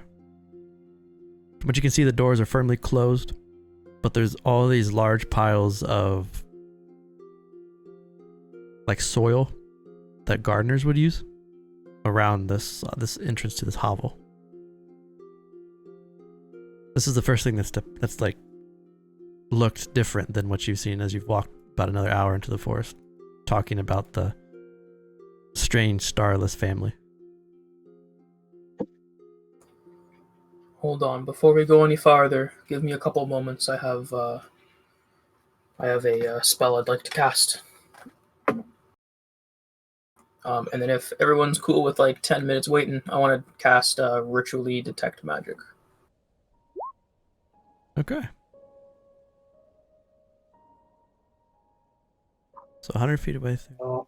So two things stick out. One is your detect magic hits everything around you. This entire forest is magical, and it's almost like you to like take a hit of acid. It's like crazy. Your senses are just like going crazy. However, directly under you, and about 20 feet to your northwest, so going a little towards the entrance, but not all the way there, you get this huge pulse from your detect magic, much larger, it's a whole lot grander than just the forest itself. Alright, well, aside from the forest being one giant bundle of magic, this thing over here, there's something over here that's stands out. We should check that out.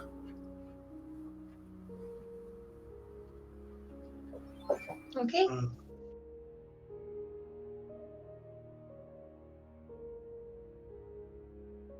At the very least, I am confident that we can open doors without The whole being... forest. The whole forest contains magic.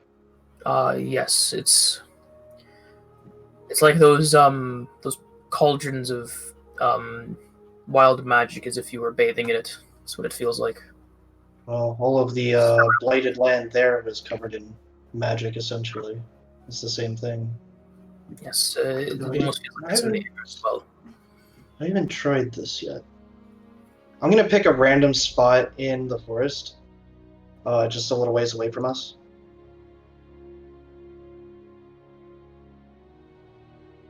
Just to see what happens. Make a DC check with your spellcasting. I think it's wisdom.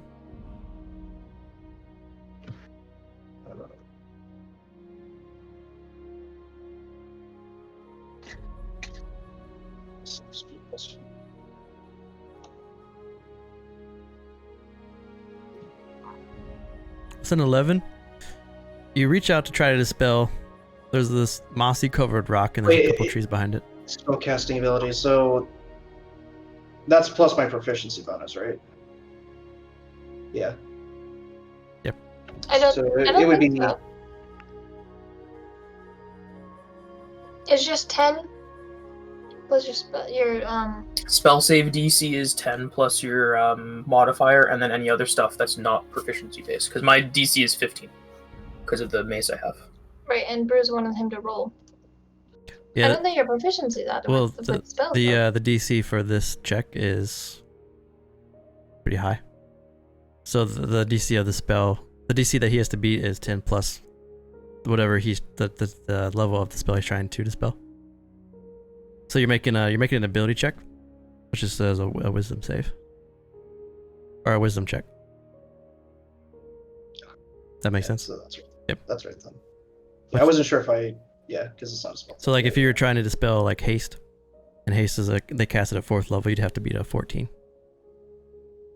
Unless you cast dispel magic at a level higher than the haste is. But when you cast dispel magic on this section of the forest, it's almost like the dispel magic doesn't work, but it's almost like the forest gets angry with you, and you hear the trees around you start to groan and creak, like, and the spot where you dispelled, the trees, or like the vines and the leaves and the grass, kind of sway and swivel like they're dancing.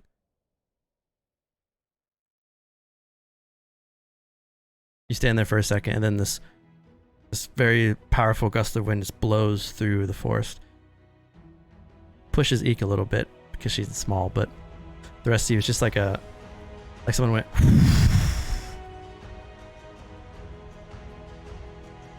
Yusuke, what did you do?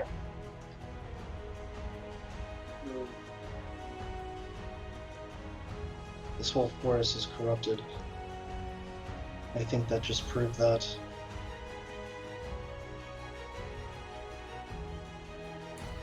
Well, if the group of people calling themselves the Starless was an indication of some foul play here, this definitely does.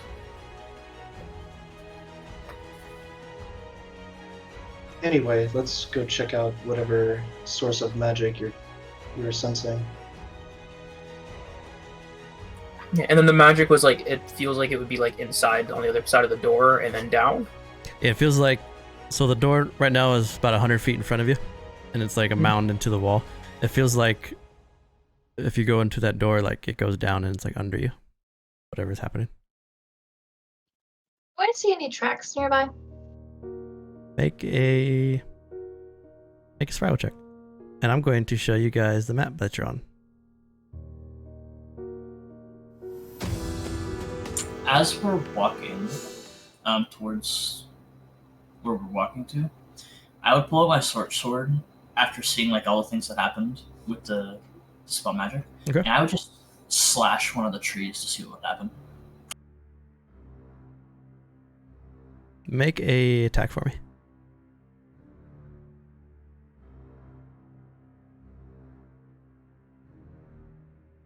Okay.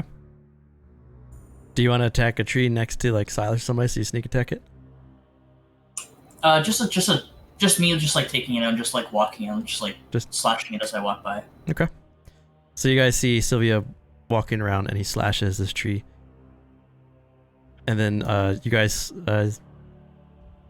passive perception's over 15, so I think that's Yuska and Ikanik. The root of the tree that he hit starts to reach out, and you see it coming towards his ankle, like it's slowly just slithering at his ankle, about to grapple him. Sylvia, move away! You look down and you see this root snaking towards you through the ground, like tremors, like the worm just.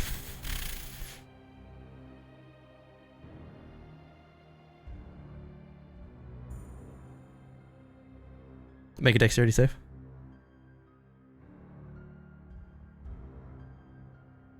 Okay. So it's coming out, and Yuska hits it with frostbite, and it stops the tree and fades. But then right around Sylvia, 13 of these vines erupt onto the ground under him, and I'll reach up to grab him, but you jump out of the way with 25, and they just, and then they go back into the ground. Well, Sylvia, you need to bleed on the ground. I have to bleed on the ground? You gotta confess your transgressions, otherwise the tree's gonna continue to be bad. I think it's just bad because I just slashed at it. I think we're good now. It didn't. I didn't. But I thought these rules were like any other ethereals and that they're arbitrary. It may be. I definitely won't be doing Those that. are arbitrary, that's for sure. These two mounds of soil start to emerge and turn into these large grass and dirt-like golems, and these grave dirt elementals emerge from the ground from the transgressions as you guys are in front of this. Roll initiative. Wait, did this happen because I hit the tree or because we're approaching this thing? What's up to you guys?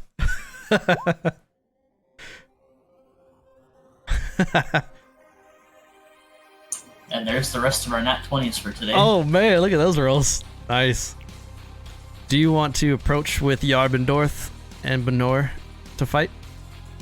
Yes. Benor will approach, yes.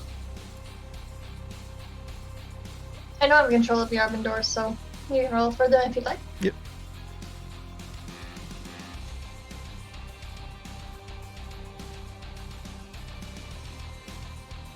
Some epic battle music. Yeah. Alright, Ekenix up first. Wait, why am I way over here? Because Lee put you over there. Okay, well, I see the things pop up.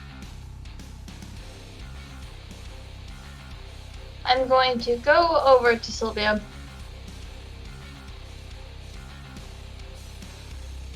$25, and I'm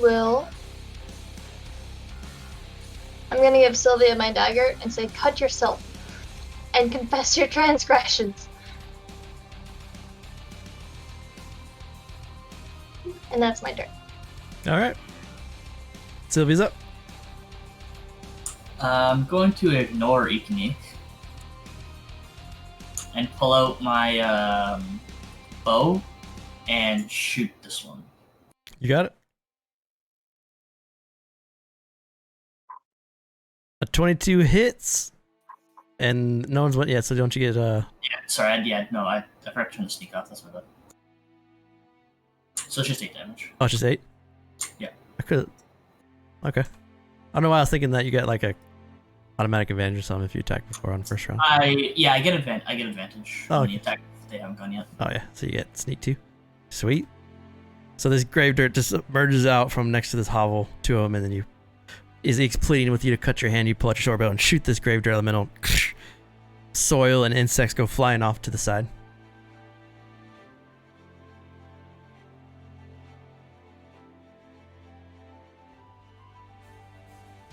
It jumps down. Not so much jump down, but it glides through the this earth and the stone, almost like it doesn't disturb it. And it's going to make 2 slam attacks. It's going to hit Silas's horse. Oh, I didn't roll damage. Damn it.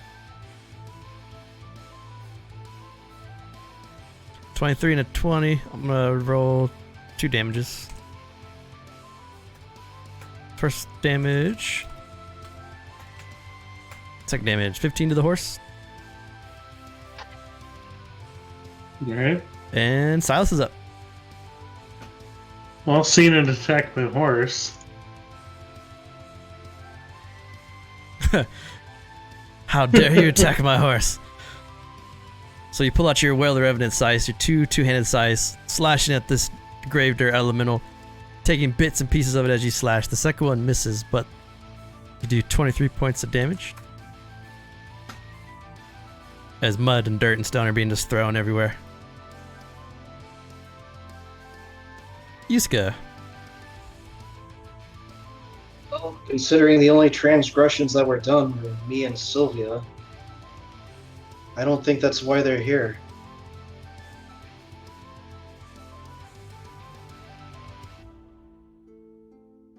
Ooh, Moonbeam. Yeah. Yeah, you're getting both of them. You're missing one there. Oh. No, I can't hit both. You had both in that when you first dropped it. Like, I don't think they were. It was just off. misses it, yeah. Oh, So I'll hit the one Sylvia or Silas swung at.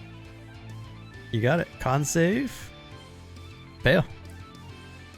Takes 22 radiant damage.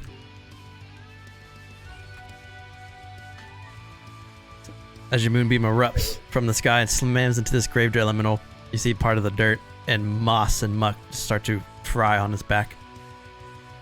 Its red eye, it has one singular red eye and it kind of turns down and it looks over at Yuska.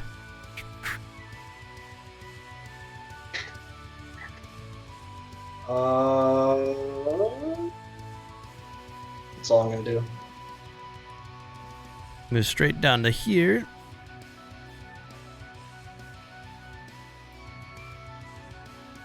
With the 2, I'm attacking your horse. It's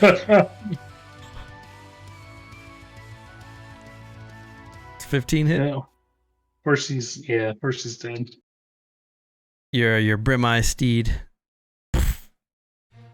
fades out into existence, and you fall. But because you're a Nevermore Knight, you don't have to roll acrobatic stuff. You just land your size up, and it goes to Lucan. All right. The elemental that just killed the horse, I'm gonna cast Hex as my bonus, and then my main action, I'm gonna attack it with some good old Eldritch Blast. Oh, wrong one.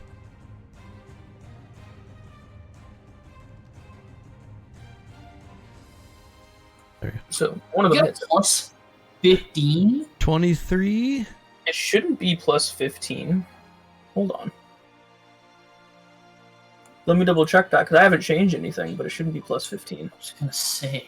I rolled a 1. Here's 15.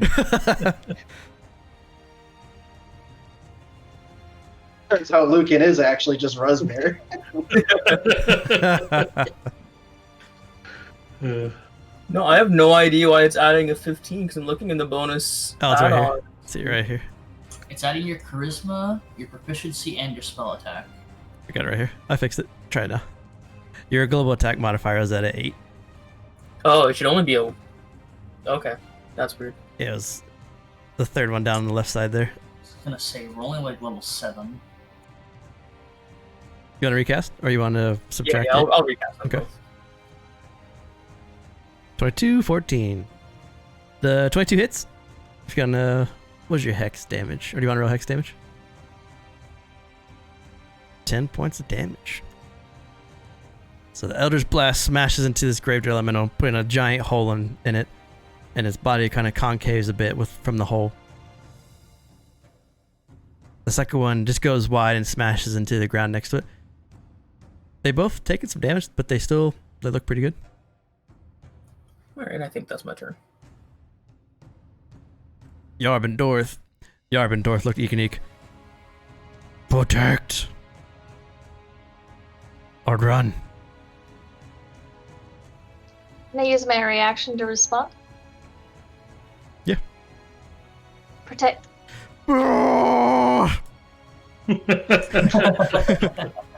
They rush in, they pull out their battle axe and Morningstar. The first one hits for 19, it just smashes into this elemental, slicing through it. And then as Dorth comes across with the Morningstar, it just misses the elemental, but the elemental's looking pretty rough from that attack. But Nor also looks towards Sylvia.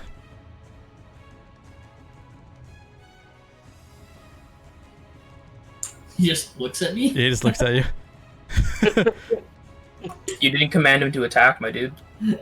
He's like, with his wide eyes, he has no eyelids, just I'll use my reaction to tell him to fight.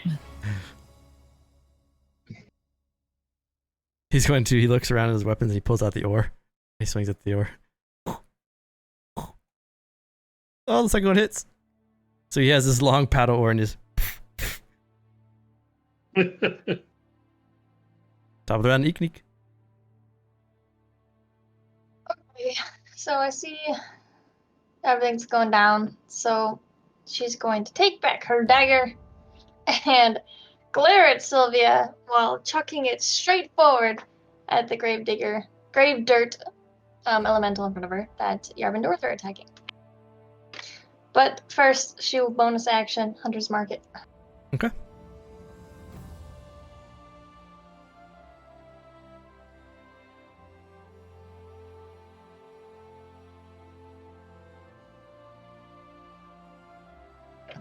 Sorry, she gets a +2 for throwing it. 20 hits for 10. No, sorry, it was 2 attack. Okay, yeah, 20 so it was hits. a 22. Yeah, 20 hits. For 8 piercing, and then your Did my Hunter's Mark and stuff not go through? nope. Oh, that's crappy. So neither the Hunter's Mark or the Colossus Slayer? I only see 8 piercing. You guys see anything else? Yeah. Nope. Yeah, See, see. piercing. I did just get a huge roll 20 lag spike though.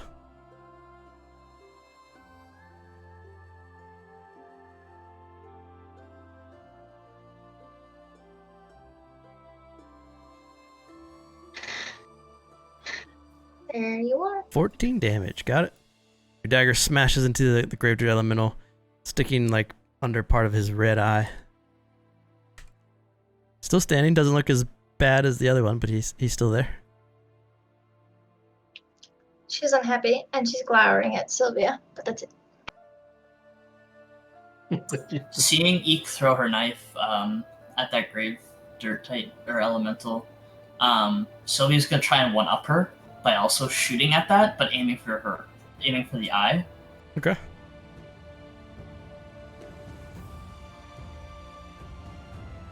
I just thought you were gonna throw the crossbow. Or the short bow. Yeah, I'll take this. Throw the bow at it. The crossbow shot. Sylvia gives you like this little smirk, shoots his crossbow, and he misses. Just, oh. And that'll be the end of my turn.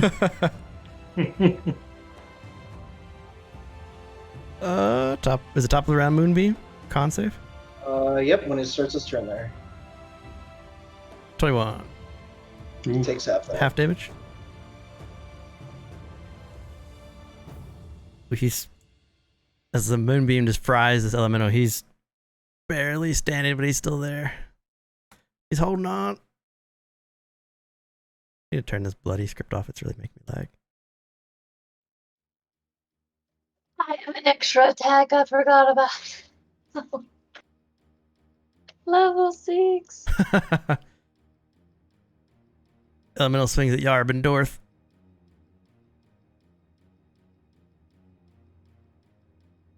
Oh, the second one hits for 10. But the first one misses wide. And it almost falls apart when it connects with Yarb and Dorth with the second slam attack, but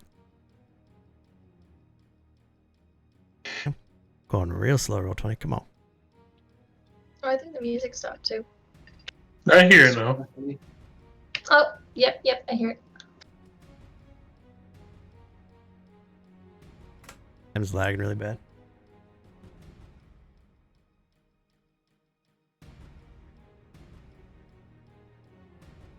My bitrate's still great, so it has to be just roll 20. I'm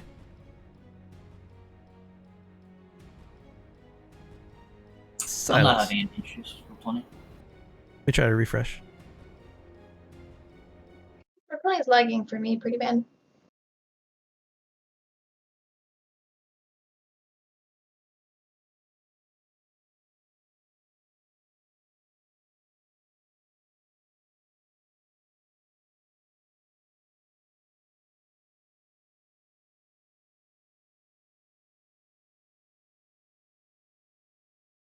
Back, Brews?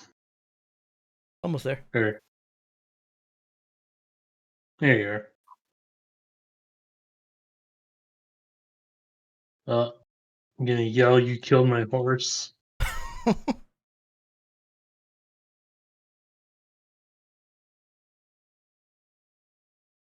The one that's in front of me there. So I can see the chat, but my screen's still black in the middle.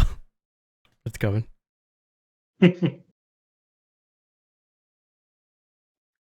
How's the storm going on? It's a little rainy and windy, but it's not as thundery as it was.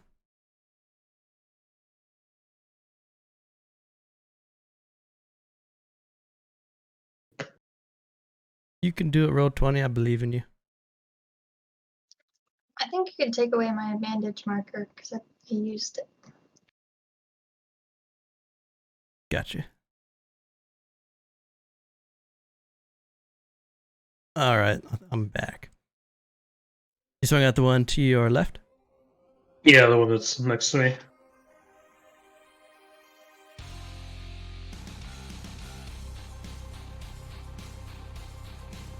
So the first one hits, but the other two miss. He's still standing, but he's looking pretty beat up too. Shoot. Okay.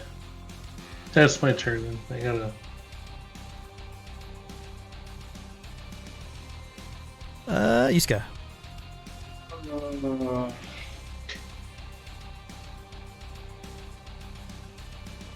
Action, I will move my moonbeam right on top of the other elemental. And he will take...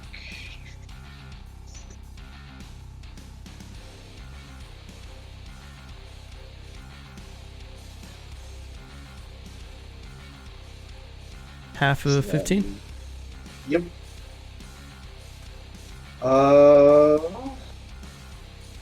Move closer to the rest of the group. And I will burn one balm on Yarvendorth. Nice, okay.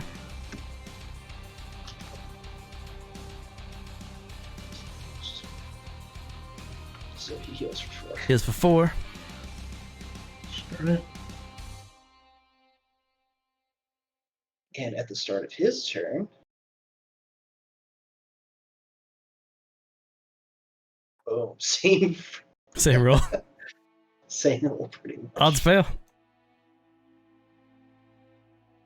15, that's enough. The elemental, as the beam just beats down on it, he just slowly disintegrates in front of you. Which goes to Lucan. Yeah. Bonus action. I'm gonna put the hex onto the grave dirt, the one that's alive, and then I'm gonna Eldritch Blast him as well. Eldritch Blast. Ooh. Oh yeah, he's gone. So dropping those two elementals that arose. Now you're just back to the quiet sound of the forest around you. Standing in front of that same wooden door. The Yarvendorth turn to the group.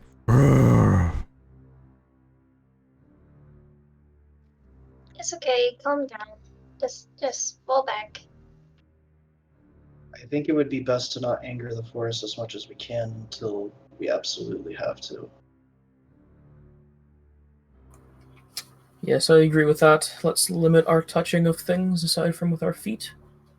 Or slashing with swords. I can agree with that too after what we just witnessed. Sorry about that. And then I'll hop off my horse.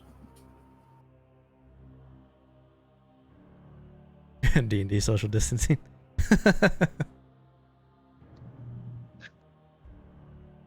So you're in front of the wooden door. The door looks to be closed. Not sure if it's locked from here, but you do see these carved like leafy patterns all across of it. Duska will inspect the door. I'm gonna get my dagger back and then search for nearby tracks to see if I can tell if any humanoids went into the area, specifically towards the door. Make a survival. Or nature. With an 11? It appears to be locked or barred of some kind, but you don't see any traps or anything with an 11. With the 12, there are almost a dozen humanoid footprints that lead into this small hovel, although they look to have been somewhat like they tried to hide their path when they went in. But you're able to uncover this, as they didn't do a very good job. Some of the footfalls indent much farther than the others, which would depict either like being heavier or being like heavily armored. But they indent much deeper than others.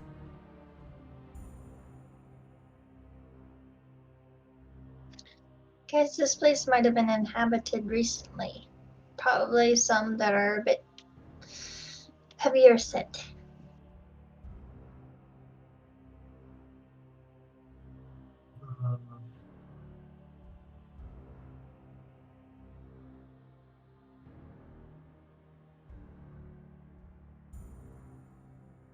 Well, are we gonna go in, or are we just gonna stand around? Oh, Yusuke will attempt to open the door. I'm not going in first, that's for sure. So you push on the door, and it doesn't move. You know, I can help with that, and I'm gonna Eldritch Blast it. Oh, okay. So much. Where like if the door had locks, that's where I would be hitting it at. Make a attack roll.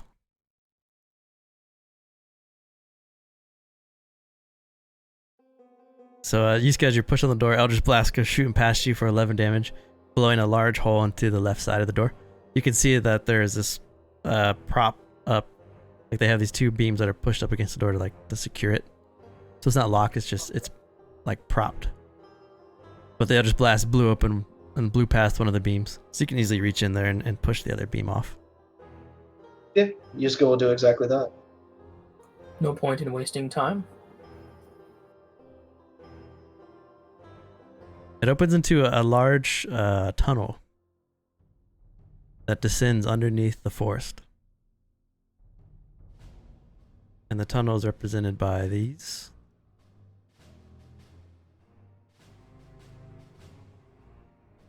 Those dotted lines go in, and then they lead to the back part of the tunnel.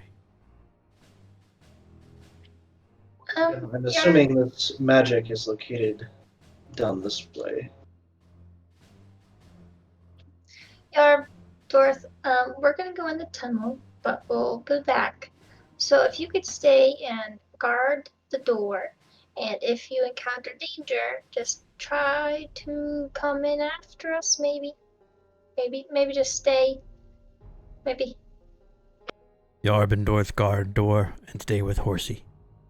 Hold the door. Hold door. And- You want Bernard to stay too? Yeah. Okay. Has it been 10 minutes since I finished my ritual? No. Because I have detect magic up for 10 minutes. Going deeper into this tunnel, magic is hitting everywhere on the walls. However, the floor is very bright. This is very weird. It's like walking through a wall of pure magic. Even the dirt itself seems to be imbued with its power. Magic. I guess I would do Arcana to see if I know that. It is conjuration. Whatever it is, its base is conjuration. I don't know if that makes it evil or not, but... Was that the same type of magic that we had with Zori's Blight, that area? Was it conjuration? I can't remember if it was that or necrotic. That was necromancy. Yeah. Necromancy. Yeah.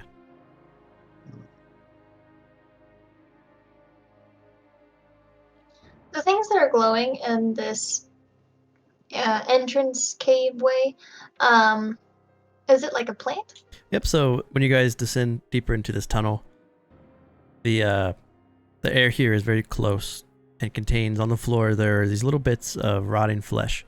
These oval-shaped mushrooms on the walls shed a dim blue light into the tunnel, which lets you guys see without having to use dark vision. There are also these white roots that trail down from the plants above and like snake their way across the ceiling. And when you step onto this dirt, it's a little like springy, like a little mushy. And then leading in, you see a big patch of fungus. Fox-coated fly, 300 bits. Eekanique feels inspired. Thanks for the bits. Appreciate it a lot. Hey. Let's give you a dice. Yeah. Thanks, sir. Silas, as you step deeper into this cavern, a couple things stick out to you. The cavern snakes its way deeper underground, and with each step, you spring and you get a little bit more mushiness under your feet. However, there are 3 figures that you can make out in this tunnel before a large fungus blockade almost blocks the next area. And you see 2 large undead soldiers. These undead walking skeletons are wearing half plate. They carry long swords at their hips and longbows, and they're walking in a very militaristic fashion.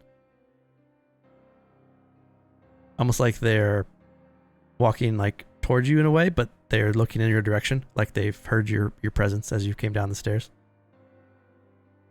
And in the back is a figure similar to one you met in the basement of the Hanged Ones.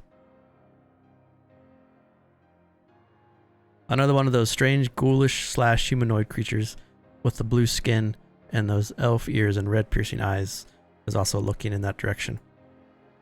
And as you come around the corner, the ghoul in the back, the one that looks to be a little more higher rank than the others, shouts, "What business do you have?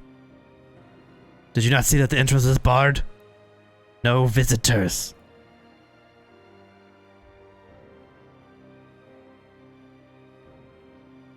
See, Lucan, we should have been stealthy. They never would have known we were here. Yes, well, there was no sign saying don't come in. It was just a closed door, and we opened it. I don't think that's a big concern. Yeah, but you blew it open. I might have blown the door open, but you're the one stabbing the forest. Look what happened when that happened. I feel like I have the lesser of the 2 offenses here. Dominion, thanks for this the sub, man. 7 months. Appreciate it, dude. You got me there, but I didn't expect that to happen. Yes, well, I didn't expect the Denzians inside this cave to notice me blasting the door, alright? As the lieutenant hears you, and he says, well, yeah, like, I'm not being quiet at all. Then turn back around and leave. The tongue belongs to us. The what now? The tongue belongs to us. Yuska, do you know what that is? Primeval Guardian. I'm not Yuska, but I'm also a nurses. It's fine. Well, where to start? Part of the thing that corrupts this forest. Yuska's gonna step forward a couple up to there. Well, I'm afraid that's exactly what we came here for, and I'm gonna blast the fucking lieutenant in the face. High roll initiative.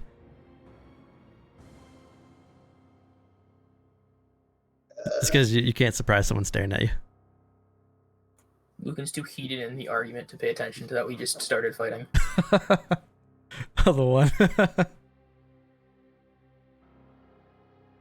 Back into combat again. Eekaniques. You see Yuska rush up and you see him moving his arm like he's going to fire.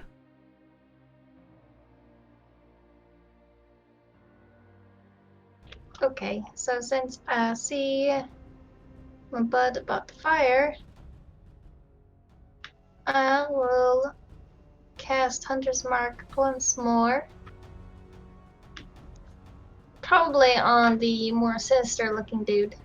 Can I shoot past him or shoot past the undead soldier, or will I have to shoot the undead soldier first? That's okay. Yeah, you can shoot the lieutenant if you want to. Okay, then I would like to do that. So Hunter's Mark on the lieutenant and shooting. Yeah, I can shoot him with my short bow. You still can, Silas, if you want to. You can shout it on your turn. Yeah. Well, I wanted to say it before Yuska raged out, but I was on mute. You're muted. Well, the 25, the short bow, the first attack hits. Do it again.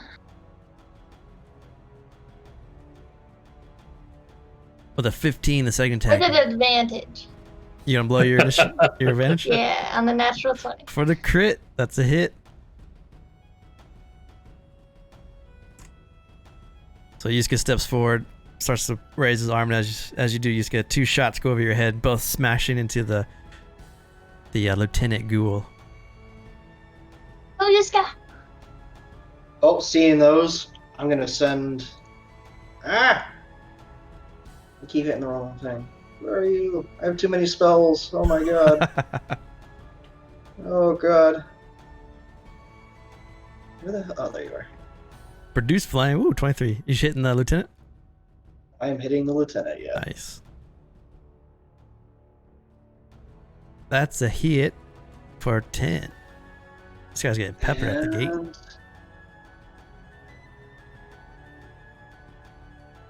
That's also an action. Oh, wait. My crit also has Colossus Slayer on it because he got hit by me the first time. Is it too late to add? I got you. You want to roll it? Is it D10?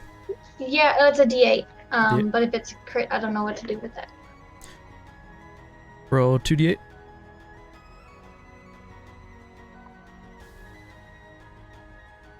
Thank you. That was a D28. You can do more damage. Yeah, there it is. 14. Gotcha. Okay. That 28-sided die. And then Yusuke will just go hold his position. Okay. Seeing the arrows fly and the flames, the undead soldier's gonna rush up. Jumps to there. And he's gonna make his 2 longsword attacks with 2 hands.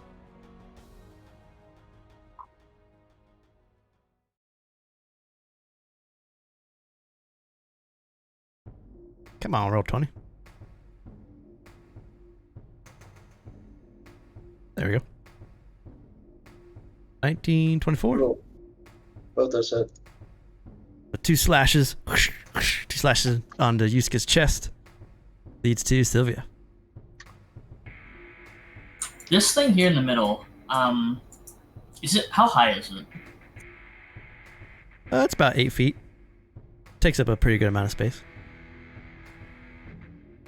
And you're in about a 14-foot corridor. I'm gonna go over here. I'm gonna climb on it. Do you need me to make any rolls or anything for that? No, you're okay. Since you're a rogie. And then I'm gonna shoot the lieutenant as well. Nice.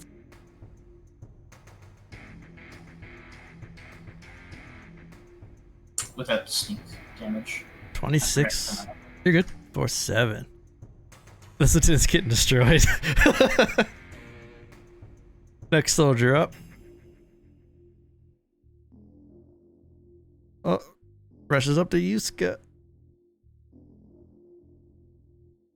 If you ever see me roll, I'm just rolling to see who I would attack.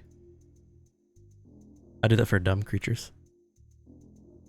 9, 15. Oh, none of those hit. Goes to Thank God for Silas. that armor. Alright, Silas will move up there. And the one directly in front of him.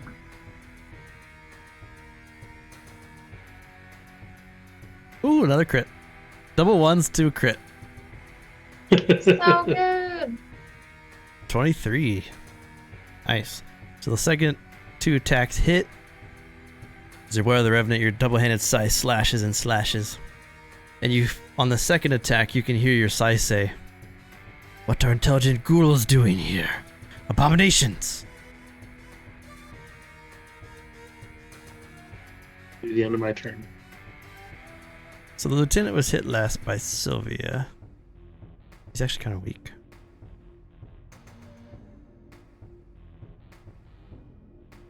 The lieutenant dashes out into the darkness. Ooh. Lucan. And that's why we have Hunter's Mark.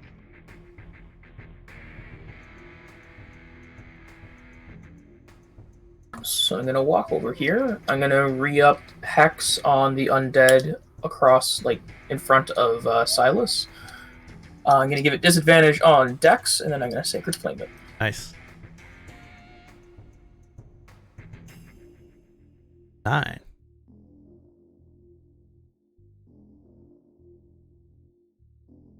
And then the Hex is the D6, and then the +4 is from being a Celestial. Okay. So 20 total. He's as your flame goes off and burns him, his armor and his charred bones are flaying and falling. He's still alive, but he looks pretty rough. And that is me. Eek. All right. So I did notice Yusuke getting hurt a little bit, or no? Yeah, you saw him. You saw him get slashed by the greatsword twice. Okay, I wasn't sure if he lost his health this battle or the last battle. As such, I will cast Lifebringer's Aid on Yusuke. Cool.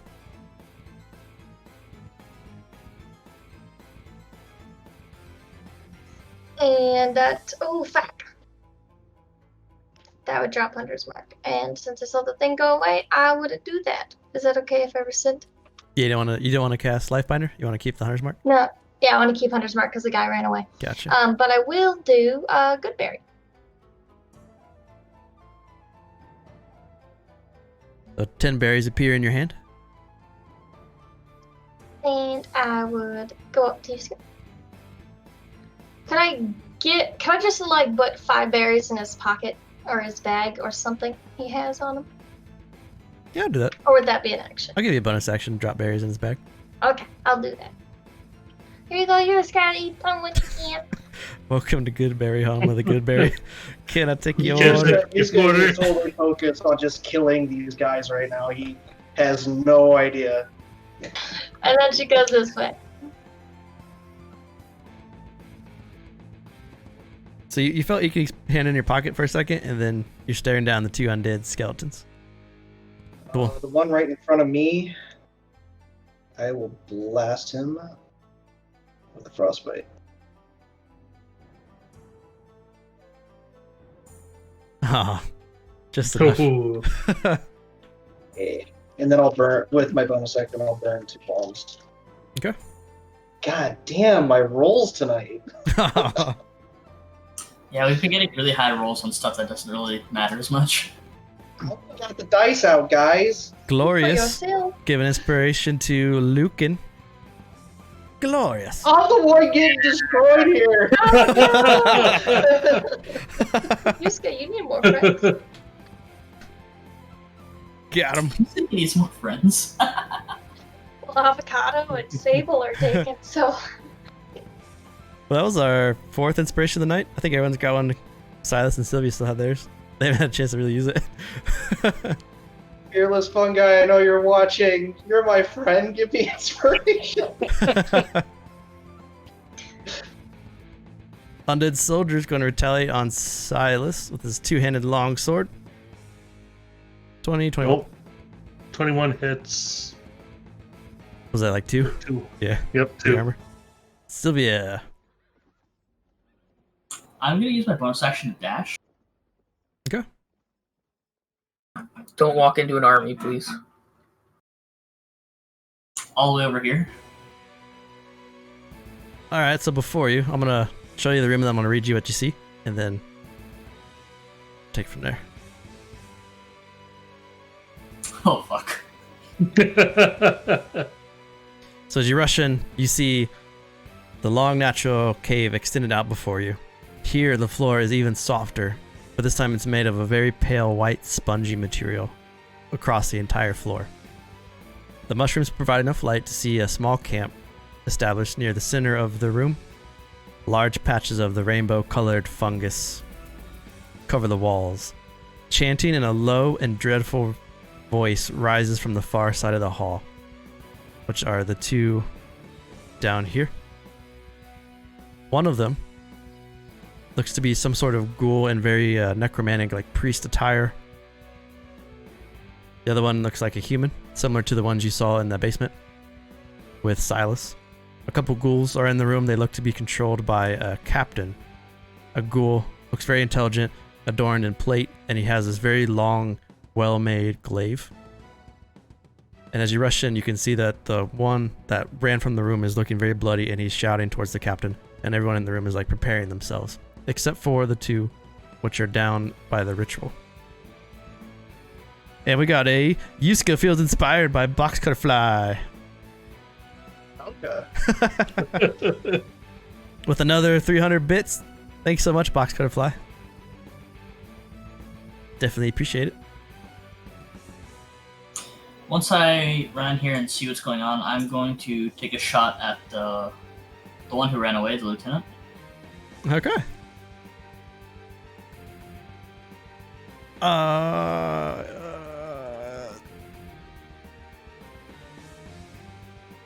I'll give you advantage. Just give me a sneak too.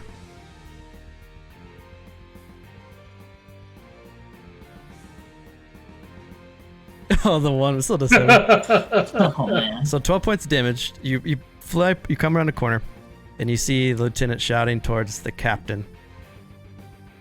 I need to make their names appear so it's easier. Lieutenant shouting towards the captain. And then you shoot your shot, and it hits the lieutenant in the back of the head. He falls forward. He's like barely alive. He's on death's door.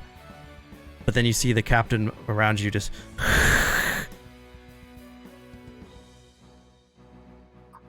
Who That'll be the dares? end of my turn.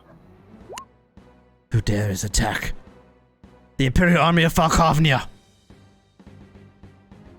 And then the soldier's going to swing at Yuska. Do I know that name?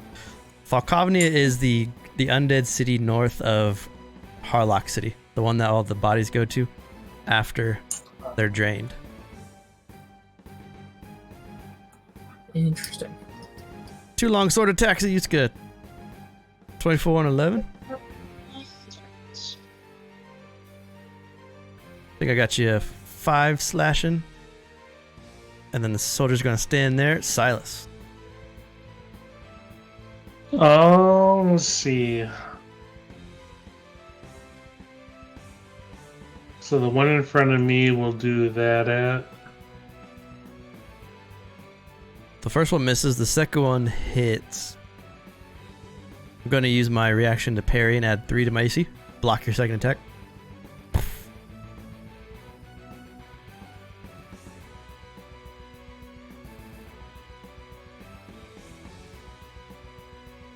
And the 18 hits for 5. Gotcha. Yeah, that'll be my turn.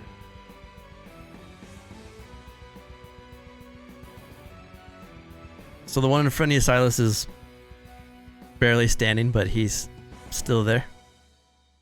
And then the lieutenant, after taking that arrow to the back, is going to run up to Sylvia. He's going to make his attacks. His claw. That hits. Make a con save.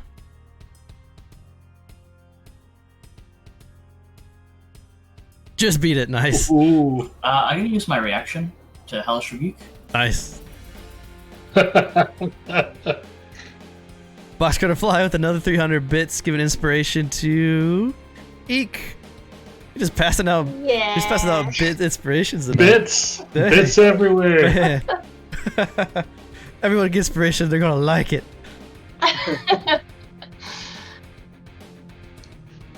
Charisma save. Work party. Sleep well. You'll surely wipe in the morning. You bird lover. So you, Lieutenant claws you, and as he's about to go down with the second attack, you use your reaction to unleash your demonic heart, and fire explodes outward and just demolishes the lieutenant for the rest of his life. Total, he's dead. Which goes to Lucan.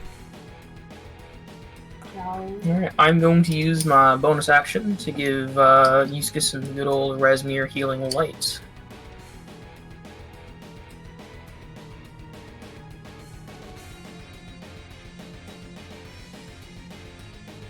And then Eldritch Blast the hexed guy. First one drops him with 7. If you want to turn to the second guy with the crit.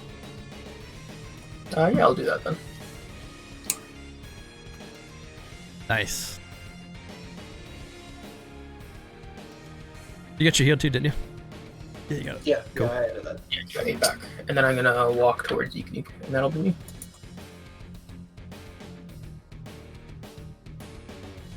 Top of the round, so after Lucan explodes the shoulder and heals Yusuke, Ikanik. Your hunter's mark drops just because the guy died. Yeah, when she feels it drop, she's going to go run around to the other side. That's 20. Can I shoot the undead soldier from here? This guy? She's gonna pull her modified small javelin out from her backpack thing and chuck it. Okay. Sorry, without the hunter's mark. 27 hits for 6. So he's swinging at Yusuke and then and he scrumples up a bit, but he's still there, still fighting. Plus Colossus Slayer. Got it. And then I'm gonna have to pull out one of the daggers and throw that too.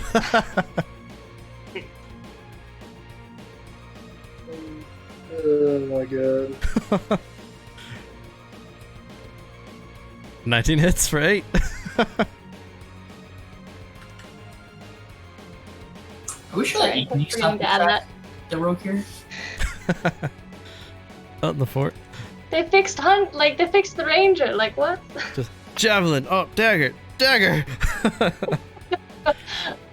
Pot. Well, I don't have proficiency in pot throwing. Stick my hand in fire.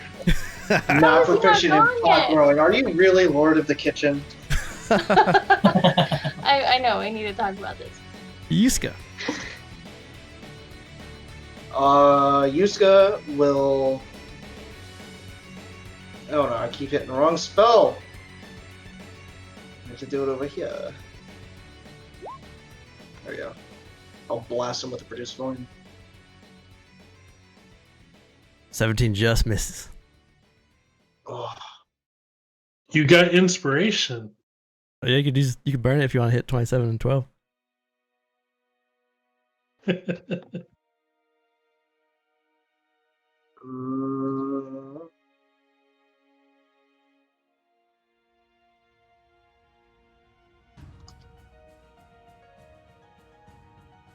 I'll save that. Okay. So you just miss. Before I do my turn, are these guys not supposed to have a turn by now? Yeah, I forgot to roll for him. That is correct. Go ahead. I'll give you like an advantage turn. I guess like a surprise turn. It just changes what I was gonna do. That's all. Run away! Run away! Yeah, there shouldn't be too many things that you're planning to do but run right now. No, I got things to do. I got this, man. Hold my beer.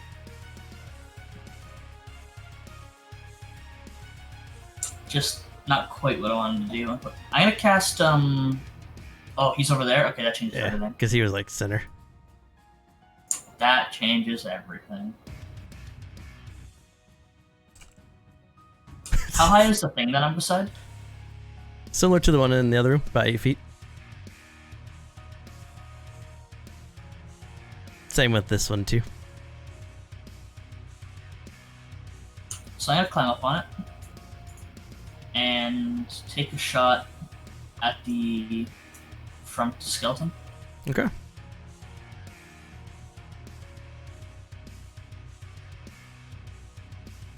23 hits for 8. That'll be the end of my turn. Back to the soldier. Soldier is going to attack Silas with 2 longsword attacks. 16, 22. Take 5. And Silas is up. Let's see, we're gonna bonus swing at him. Yes.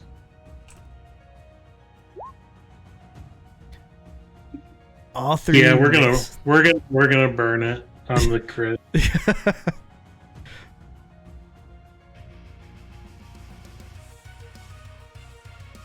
So the 10 damage puts him right on death's door. He's still standing, but he's having a hard time staying together. It's a big pile of bones, but he's That's still all I alive. really got then too. Goes to Lucan.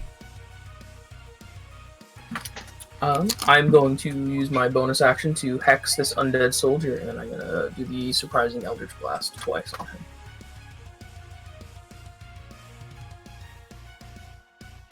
With the 24 for 10, drops him. He still rolls his extra damage. He got annihilated. He's already dead. He's dead. Just keeps pounding. I'll just blast him until he's nothing. And then I'm gonna walk over here, and that'll be me. All right. Just a pile of juice. No, my new mace, if I do at least 20 damage to one creature, I get a charge on it. So I want to make sure I'm doing that damage. Makes sense. Can you do damage to a dead creature though? I mean, if I cast them at the same time, they happen. Instantly. Silas, you've been inspired by Box Cutterfly with bits. 300 bits to jeez. Silas. Where does he have all this money? Just Grad student. I was being facetious. But everyone gets advantage. You take advantage, you like it. He's like Oprah right now. You get advantage. You get advantage. and You get advantage. So, Lieutenant Haas is up next.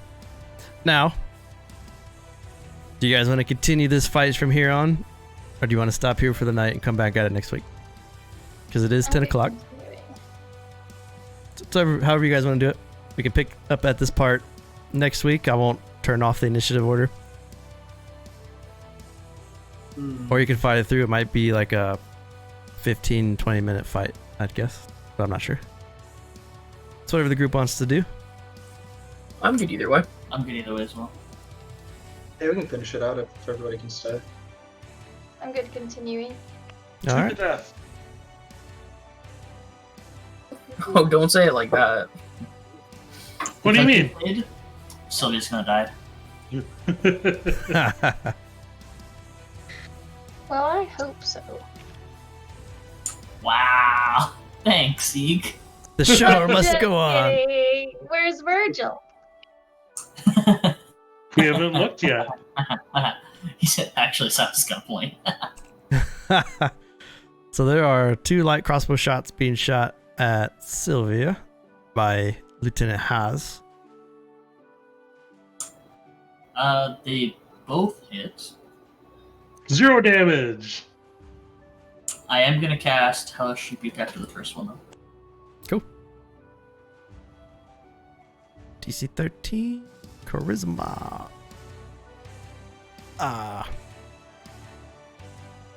Pretty sure that's halvesies. I'm pretty sure there's 2. Hold on. Halvesy. Yeah, defender wins. Yeah, halves much on success. Too Lemony is gifted a tier 1 sub to Box Cutterfly. Look at the money flying around that house. The emotes. It's a townhome, thank you. Hey, there's home in it. It works. Is Box Cutterfly going to fight in the Battle Royal? Sorry, how much damage am I taking? It didn't roll damage. 0. It doesn't say anything. Oh, it didn't roll? Alright. Oh, I wish it did 0. Yeah, right. 1d0. 1d0.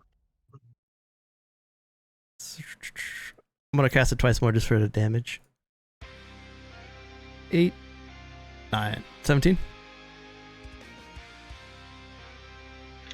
Ouch. Yeah, that hurt. And he sneaks up. That's why you let the armored person go in first. No, Nah. really far behind. Unknown. What's wrong with that? Okay. It's Just go. gonna take me 2 turns to get there. I have a question. So I know that the lieutenant guy died, and my hunter's mark dropped. Is it dropped, and I have to recast it, or can I move it after they? Because I know I can move it after they die, but I didn't know he died, and I didn't use my turn to move it.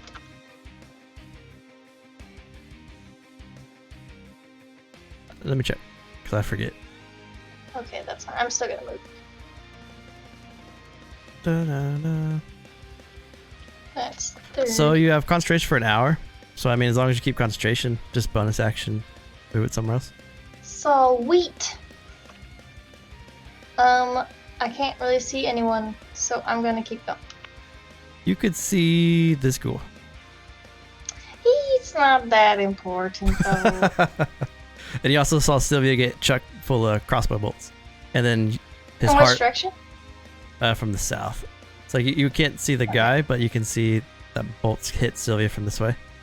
And then you saw Okay, his and- chest explode fire in that direction. Oh, that's weird. Okay, yeah, no, that's cool. I'll attack the ghoul that I can see. Okay. 2 short bow things. Has this person been harmed? No. We'll put hunter's mark on him. Only the lieutenant has been harmed. A 13 and an 18 hit. Hunter's mark? Hunter's mark didn't go in the first one. Yeah. Give it a roll. So you come around the corner, Ooh. you hunter's mark the ghoul. Shot. The second Smash, shot smash. kills the ghoul. Hey, you give me coming in for the win. Don't worry, Sylvia. I'll save you. Threat neutralized. Exactly. This fanatic is going to continue to chant. Yuska. Oh my, I still can't do what I want to do. Because none of the other ones have gone yet. 30. I'll come around the corner. If I can see Sylvia, I will tap him with a healing word. Roll 20. Why'd you break all of my links? It's been weird for my character sheets too today. I wonder if they had an update or something. 7 healing to Sylvia.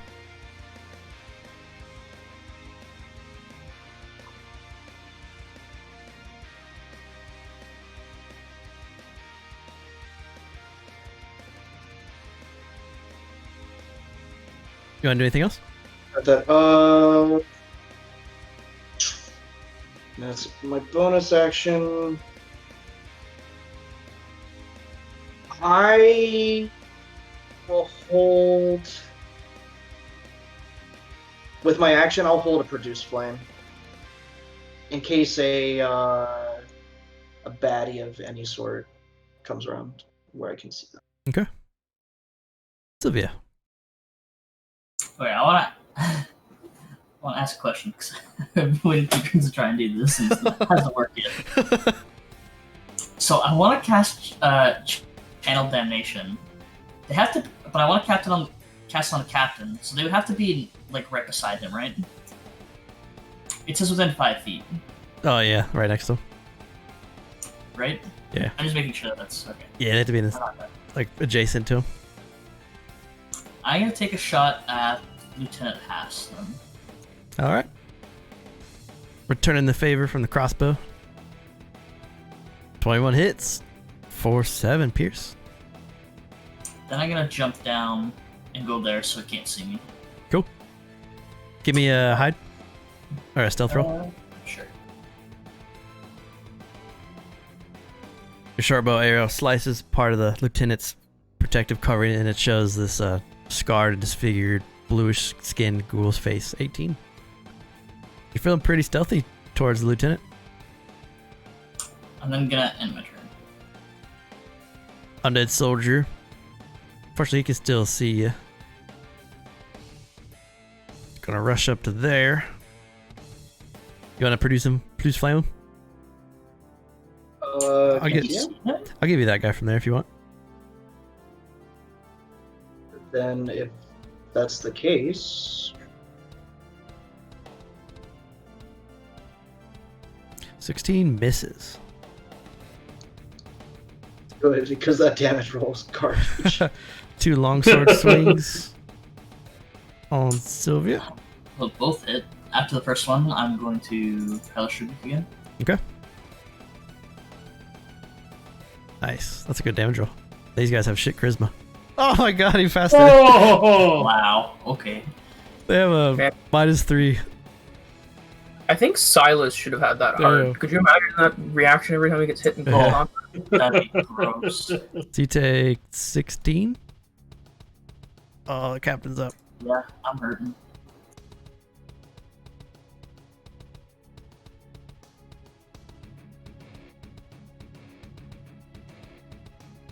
It's a good thing neither ghoul can really get to you, though.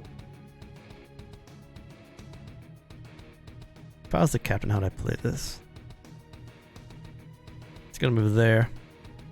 He's gonna take 2 heavy bone crossbow shots at you. Why do all of these guys have crossbows?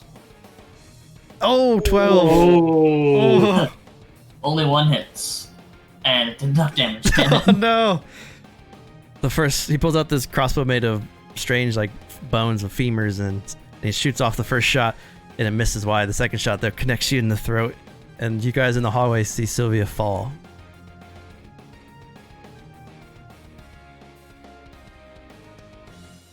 The ghoul smells blood. I had such a good way of doing this, and it just never worked for me. Probably because you're not the tank. I mean, I know. I wanted to cast Channel Damnation, just stun them all. You know, I love Sylvia, but if this is how you die, you deserve it for the way you ran into that. He's so That's close fair. to Eek, though, like, Well, the in ghoul, style. the ghoul's going to bite Sylvia for 2 death saves. Yikes. Ouch. Silas. The ghoul rushes up and just onto your dead body, or your unconscious body. He's got to roll death saves first. It's automatic 2 death saves if you're unconscious. Oh. Okay. Yeah. It counts as a crit, and then you take 2. Alright. Let's see. So, So- dash gives me 60. As an action. Yep. So if look Sylvia, at looking at Sylvia. So, 60 would get me to there.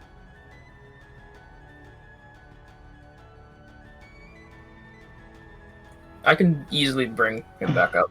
you got a bonus. If the Is other there- ghoul doesn't kill me, Yeah, we got him. We got him. He can't get close enough to you unless he's like running. Is there any bonus action where I can like throw Sylvia behind me? Or would that be something You can else? cram a healing potion down his throat. You can put a healing potion in his mouth. That's an action. Oh yeah, it's an Is there- action. Yeah, it's bonus Pick him action up yourself and action. Then. run the other way. Yep. If you pull him out, they get attack opportunities against him. Leave him. Don't touch unconscious boy. Because if he dies, we can't bring him back. That the heart specifically makes it so we can't bring him back without an expensive spell. It yeah. just means we gotta go to the below. That would be an interesting change to the campaign. Yeah, really? I mean, that's They've what done that. I guess Guard his body. I really can't do Our much body. else then. We have that new homebrew protection thing, but that's an action too. But that would Yeah. be cool. Get a dove on him. Dove, that's awesome. Let's see. I don't want to.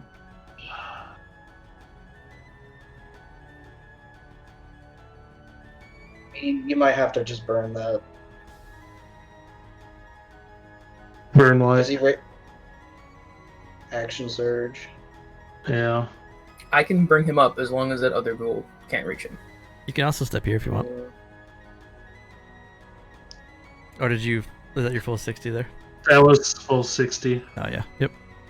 Can that other ghoul reach Sylvia? Yeah. Yeah. Can he crawl between those 2 spaces by the rock there? Well, said Silas could go there, so if Silas could go there, the ghoul can definitely go there. Yeah. What reaction? Yeah, but I mean, like, that's such a narrow... Oh. Dude, do we have reactions? Possibly ones that you've created, Bruce?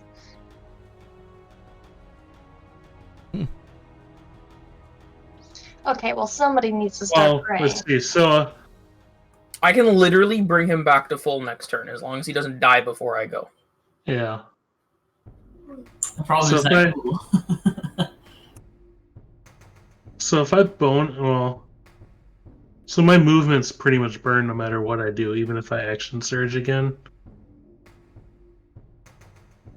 Yeah, action surge is just an extra attack. Extra bonus. action and bonus. I mean, an extra action to just force a potion down his throat. is the easiest. Yeah. You could do that, yeah. Do you have a potion though? Yeah, I bought 2. Love the mug, Lucan. Yeah. I'll burn it. Action surge. Okay. Yep. So seeing your dead companion, you rush up. Action surge. Ugh, pull out the potion. Force just a regular potion of healing in his mouth. All right. Who wants to roll it? I think you can roll it. You got that macro button. I don't have the macro button. Okay. There. All right. So you 6 healing. You're right now. You're prone, Sylvia, but alive. Death save is reset. Take that, exhaustion. Okay. Yeah. You get 1 point of exhaustion. So my bonus action, I probably pretty much got nothing to use for it again either, so that should be the end of my turn. If I lose my death First save, action, smack it with your sword go for back being an idiot. Yeah. Your death saves go away. You go back to 0. Your death saves go back to 0. Yep. Lucan. All right. Lucan is gonna send Echo over towards. You know what? I'll do it myself. I'll take that risk.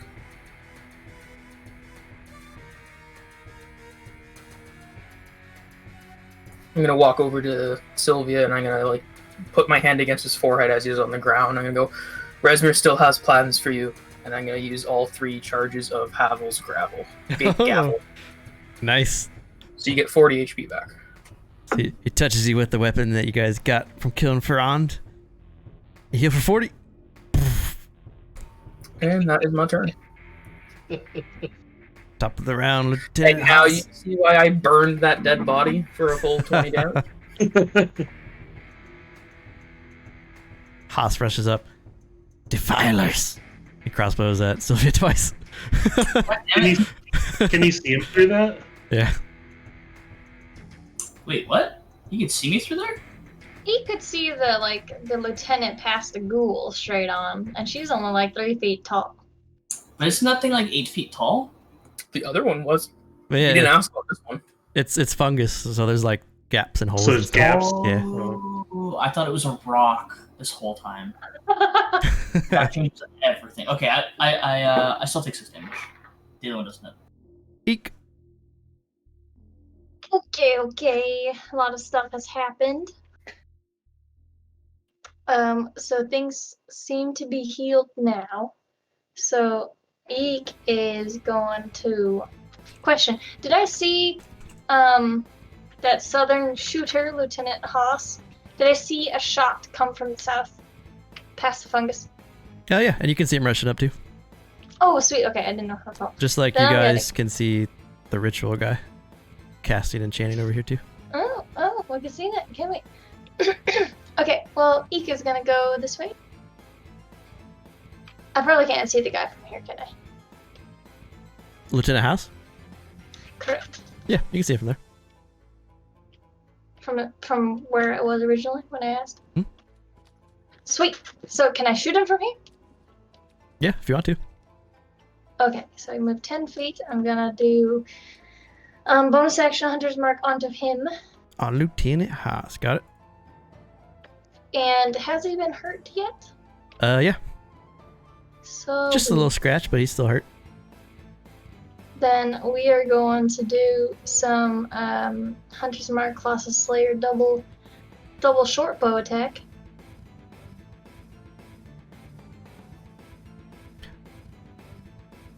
Uh, 14 misses, but a 25 doesn't. hits.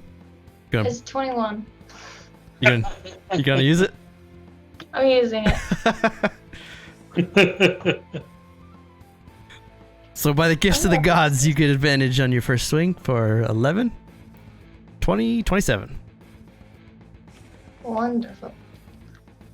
And who shall? She'll move forward 5 more feet, and I think that will be her turn.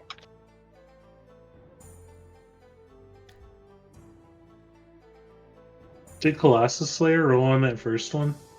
I don't know. Nope. Was he I hurt? don't know what's wrong. Yeah, he got hit by Yeah, Hellish Sylvia's Rebuke. bow. Yeah. Thank you. Man, I'm lagging again. Come on. 6. So 27 damage. You can do it, game. I don't know if Eeks missed anybody this combat or last combat. The cult fanatic chants more vigorously and with more purpose, and the runes in front of him start to glow purple. IPA Lot says Ekenik's frame looks lonely without that inspiration, and he grants you inspiration. Oh, you might as well give it to the MVP. I'm just saying. I'm loving this crowd tonight. Not that I've used my inspiration. There's been bad inspirations going on. Everybody else has. And I You're can, also the one that Thanks, died. IPA. I can see the cultists from where I am. Correct. As soon as this freaking thing goes down, I can tell you. Let me look at the other screen. Yeah. I think my music kicked off too because it's all laggy. It's been in and out. There it goes. There you go. Alright, I caught up. Whew.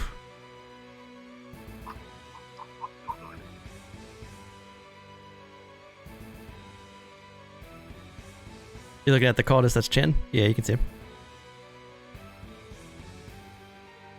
There's just all that rainbow. Yeah, and I Foliage. can I see the runes lighting up from where I'm standing as well? You can't see the runes, but you can see like light kind of rising from the ceiling. So I mean, you can assume that some kind of ritual's going on over there. Where my There's a Ursus glow. lowers. Yeah, there's like a bluish purplish glow coming out of the ground. And as you guys are getting deeper into this cave, remember that it's like getting more spongier, like more tongue-like.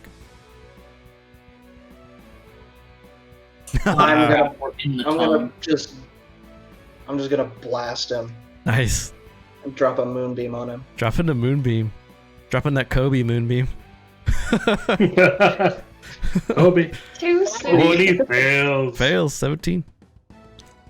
So as he's mid-chant, So if he's casting anything, he's gonna roll a Concentration. yeah, or concentration. Yeah. that's what I'm trying to do.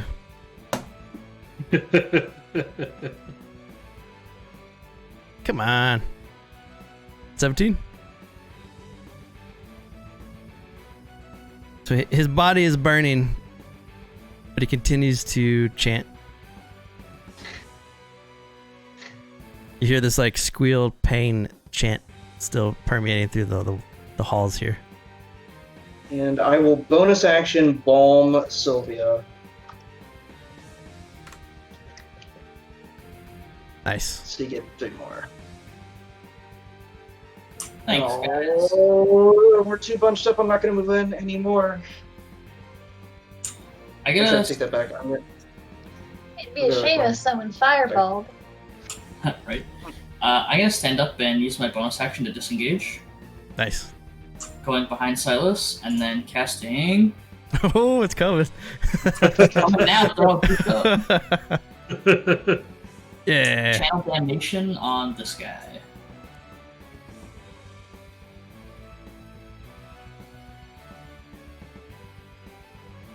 What's your damning curse?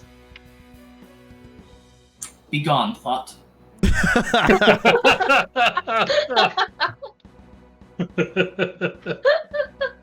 Uh, Oh man. remember in the day when we used to go to thoughtbot.com? Oh wow. World of Warcraft. I don't even know what that is. 3 fails. 11 damage. It is now And they are- Wowhead. Yeah. So the Yes, that was the original Warcraft lookup site. chains shoot out of you, Sylvia, wrapping around the 2 ghouls and the undead knight. They each take 12 or 11 fire damage. And every turn they are bound, their speed is halved, and they take more damage. That doesn't sound very Christianly.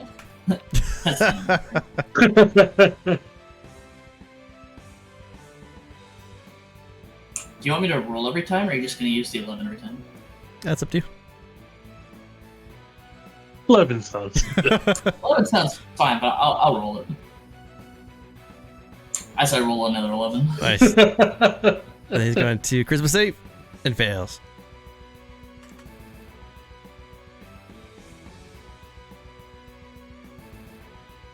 Oh, my tokens are so slow.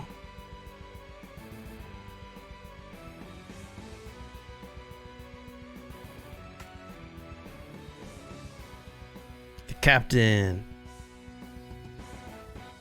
jumps through, pulls out his glaive.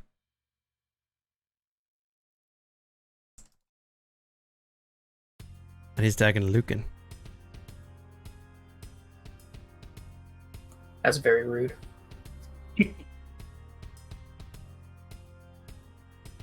He makes 3 glaive attacks.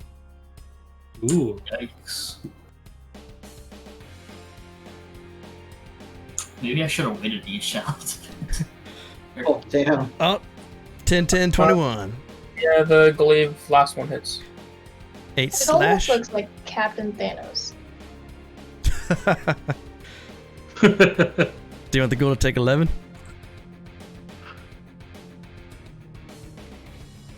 I'll just roll it every time. Okay. Oh, he fails. So he's bound by these chains and he's slowly burning to death, but he's still alive. But barely. Just this searing flesh smell is coming off of him. Silas. Well, seeing the captain jump in front of me, we're just gonna go have some fun.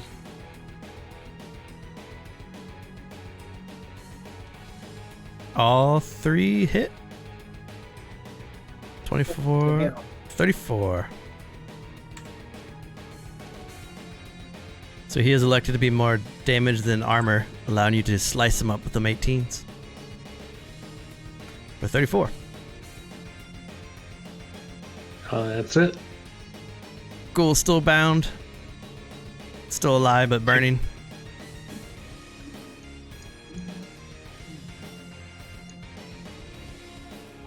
And Luca. Alright. I am going to up my hex again on Lieutenant Haas. And then I'm going to cast Guiding Bolt.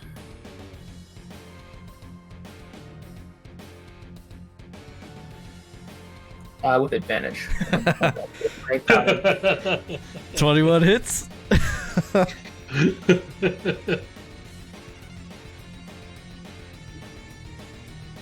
32 points of damage.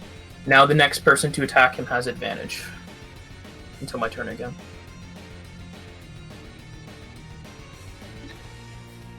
So the guiding bolt shoots into the lieutenant, smashes him into the chest. His body flares in this orange glow, making him more visible. He looks pretty hurt after that guiding bolt. And then I'm going to take the opportunity attack and not be standing next to this dude. Okay.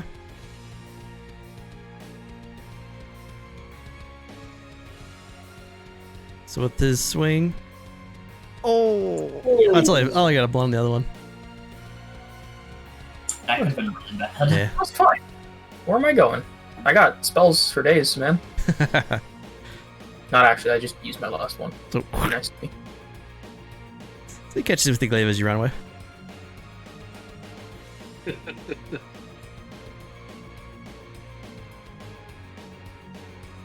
Oh, you want to go any farther than that, or is that as far as you wanted to go?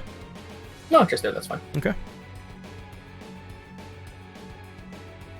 Looking pretty rough and bleeding out. Lieutenant's just going to rush in. as he just charges in. For the iron goes a fuck off, yeah. Thank God for Lucan. And he's gonna claw Lucan. That does it. Ouch. Make a con save. Ouch. You have advantage if you want to use it now. Yeah, I'll use the advantage. So Boss gonna fly gives you advantage, and as soon as he does, it goes away. And you resist the you resist the perilous. And now he's gonna make a second attack, which is a bite. Box Cutter Fly is literally the MVP this game. For what?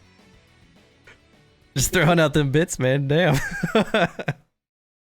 Do appreciate it though. This little fly that goes around, and he's like, "You get inspiration." He goes on the next letter. You get inspiration. Oh man. Okay. He can eke up. So see what happens. I'm gonna drop concentration on Hunter's Mark, and I am now going to cast Lifebringer's Aid on Lucan. Nice.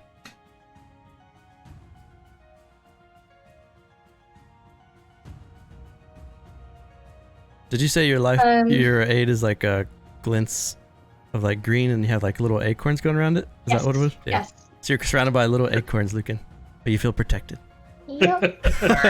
It's around your little body. Acorns protect me. And that's going to be my action. I don't have any bonus actions that I know of, so I'm gonna take one step back. You got it.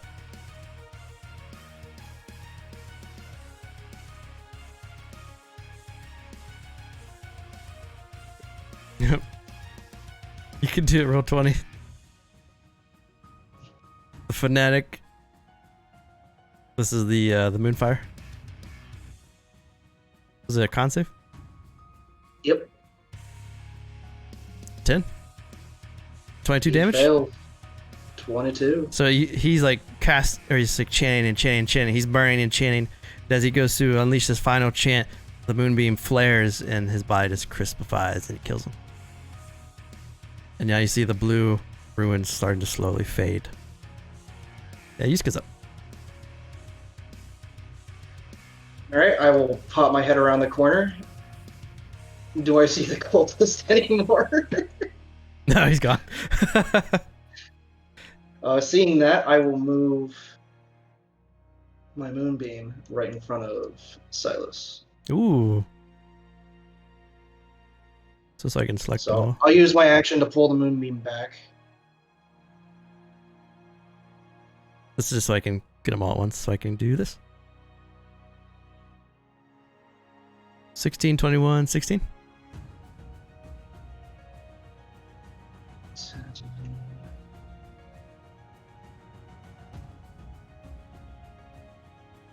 So they all take half. Thego dies. The guy that's stuck in the chains takes 10 radiant. And then the captain takes 10.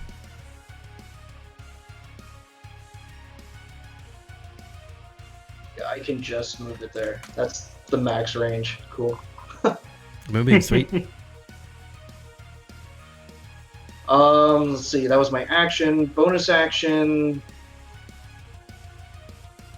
I will. God damn it! I keep hitting the wrong fucking one. Yeah, they changed how spells work in 20. Can't say I really like that at all. There's a good chance I might get Foundry. Try it out.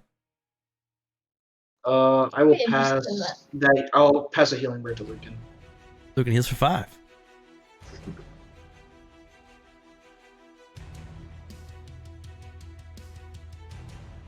And that's Yuska's turn. Sylvia. Sylvia's gonna take a shot at Lieutenant Haas.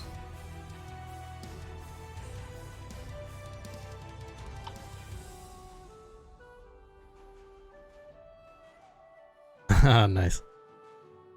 So you turn to him, let loose the short bow shot.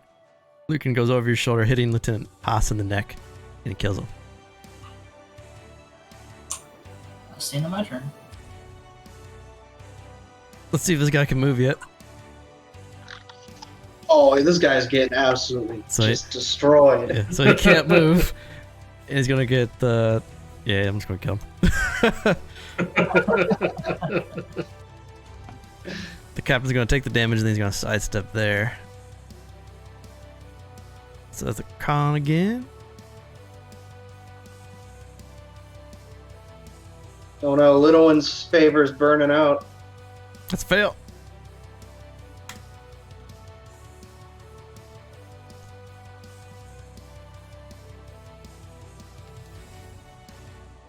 So laggy.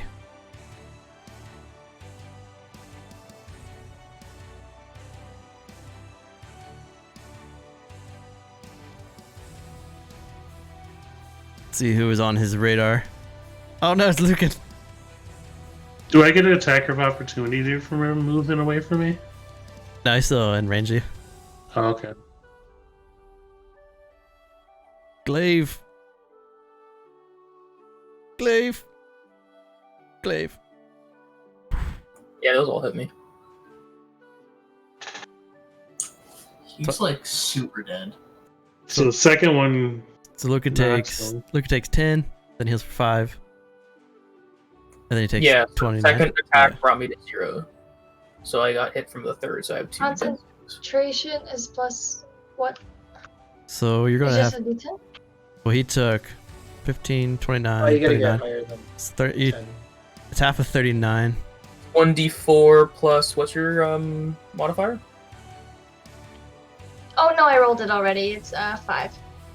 So it's 5 per each? Yeah. then? No, you heal for One 5 per after attack. the first slash. Yeah, just the first one. Yeah. So basically, you go 5, go to 10, take 14, you go to 0, and then he hits you again for another 15. Yeah, for either another way, attack. that third attack's doing 2 saving throws on me. Yep. Then you gotta be a 19. Con save. To My keep. con save is just a straight 20? No, it's a save. Never mind, sorry, I'm dumb. It's Yeah. just a saving throw. Saving throw.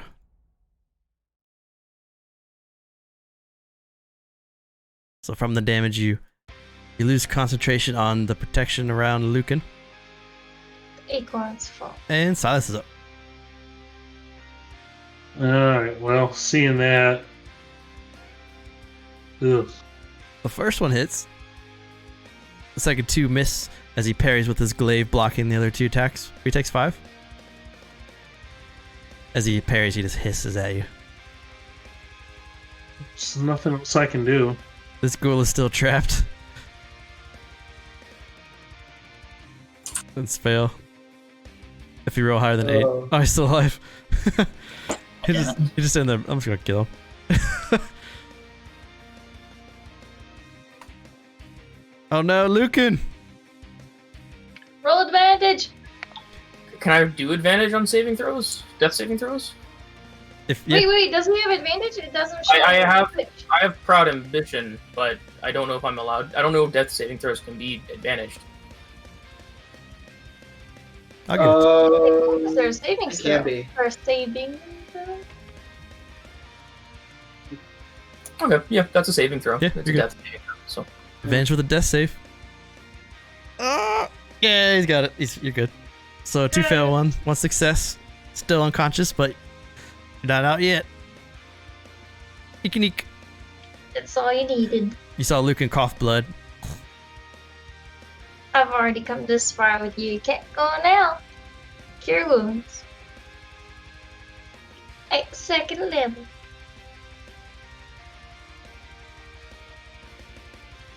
Nothing happened. Lucan heals for 11.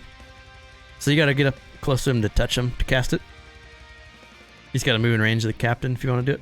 Yeah. I do move. Is there any way you can turn the blood spurting off? Just because it's slowing down my machine like crazy. Yeah. I keep turning it off too, and I don't know why it's still on. I'm just gonna delete it. Cure wounds is not a bonus action, right? It's an action.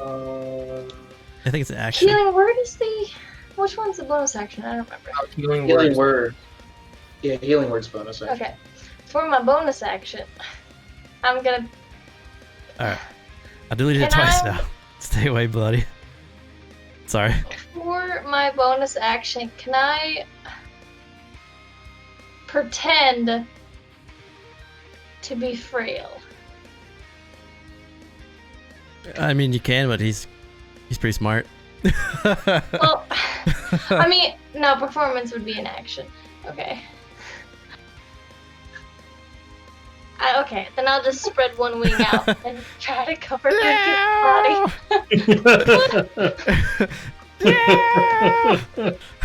body. He's so. Seeing Lucan back up, I'll just move it back over.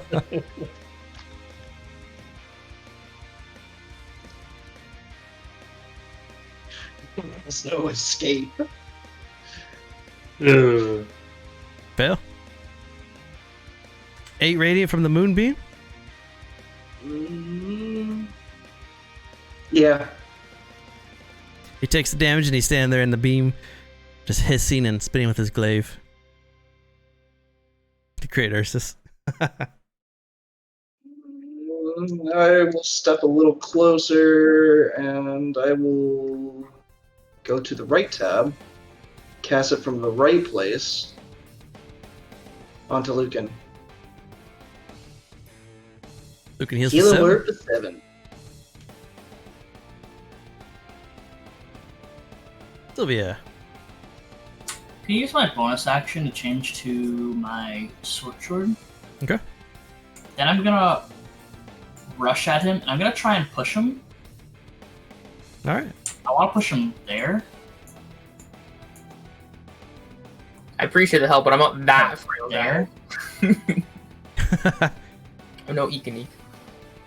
So you want me to do like a I strength wasn't even hit yet. or athletics check, sorry?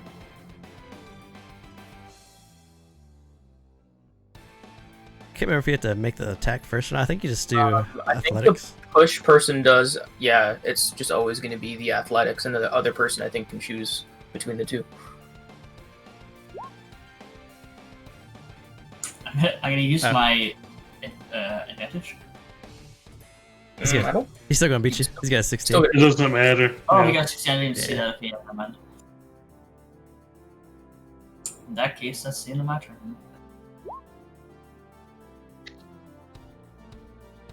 So the captain was gonna step up, but now he's stuck in the radiant.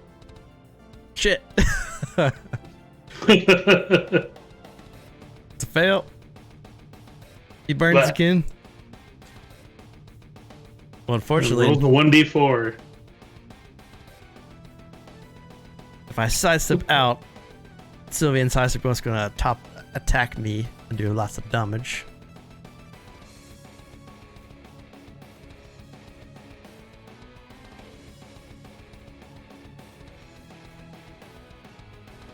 The Gruul's gonna put his glaive down. I surrender. Spare me.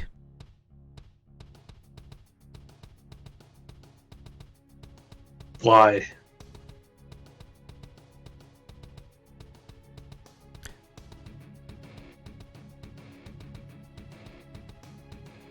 I have information I can share.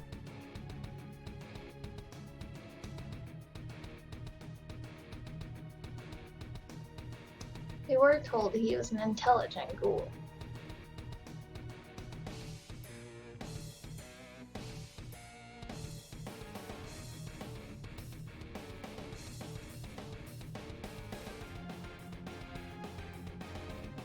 Does he look badly hurt right now? Sorta. He's not. Doesn't look like he's like bleeding out or on death's door, but he's taking some damage. Looks like he has a little bit of kick left in him though.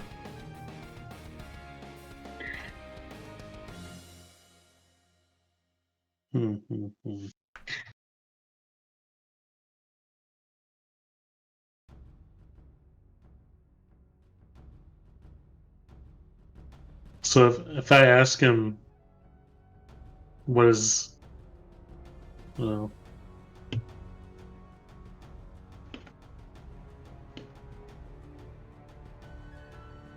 so asking him the question, was that just kind of, I guess, what was that for? I give it to you. It's fine. Because if you choose to spare him, we'll end initiative if everyone wants to spare him. I guess I could kind of look over at Sylvia to see what Can I see what the reaction was when that was said? Yeah, all 5 of you go before him, so if you want to spare him, you can do a quick 6-second talk amongst yourselves before a round goes through. And he takes more moonbeam. And burns. We could use his information and kill him after. Be gone, thought. Do you want to spare him? I'm gonna say we're in the No. advantage, so huh? You vote no? Meek votes no. He's already proven himself too evil. Yuska's kind of on the same page as Zeke. Just erupting the forest. They were doing something, so. Wow. He's not on our side. A time when Sylvia wants to spare someone, but Eek and Yuska don't? I never thought I'd see the day. Forest. You can't get away with that. He's not a good guy. Apilot says kill. I think Luke is the deciding vote. He's the one who kept saying. I mean, I'm gonna side with Yuska on this. This is Yuska's territory. This would be like Yuska saying no if I wanted to do something based on my own religion. So We kill him. So as a group, how do you guys all want to do this? As you just murder this guy who just put his glaive down and is pleading not to kill him. Leek's gonna let Lucan take her turn. I mean, the first thing Lucan does is he's gonna use his gavel to cauterize his wounds by pressing it into one of the wounds and just burns one of the points to heal it off. 60.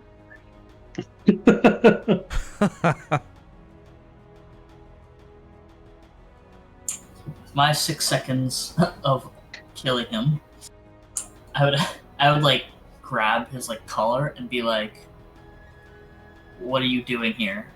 See if he'll answer fast enough before he dies.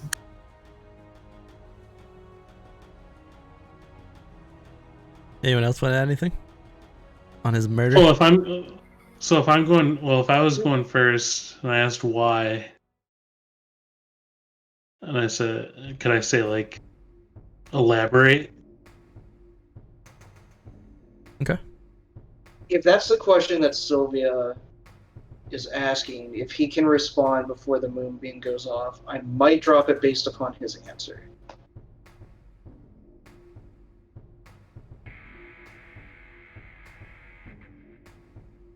He gives her turn to Lucan, so he cauterizes his wound and then he can do something else. Well, if that's what you allow, Brews.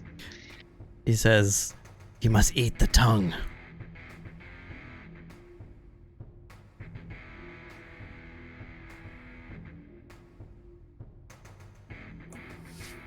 You've come all this way just to eat the tongue and you haven't done it yet, and now it's our turn to do so? Why? Turn off this damn beam. He's gonna die. I will let the beam tick one time and it'll fade. Okay. That dude's totally gonna kill him.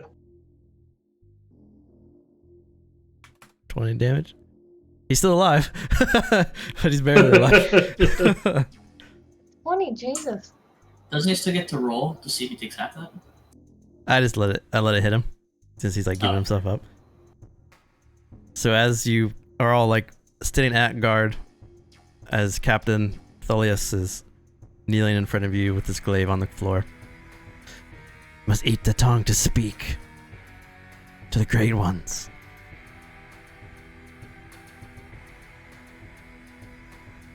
What are you?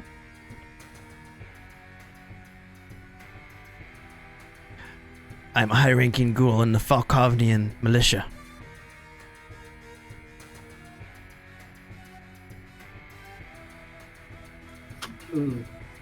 One of the other city states are cities of Harlock. I wouldn't exactly call it a city. It's where we dump all the dead bodies. As important as this is, what are these great ones, these things that you're talking about? We don't know. We come looking for answers. Maybe someone else other than. He looks at Sylvia. Your grandfather can rule. And if we can speak to the great ones, maybe they will help us rule and we won't be fed scraps. How do you know who I am? Everyone knows who you are. Okay, that's fair. And why do you want to overthrow Harlock if he's supplying you with more bodies? We will be greater. We will not just be a garbage disposal for the kingdom. We deserve a higher seat. And where do you plan to find these bodies once Harlock's gone? We will make them with our own weapons. By killing the living, or you found a way to create them from nothing?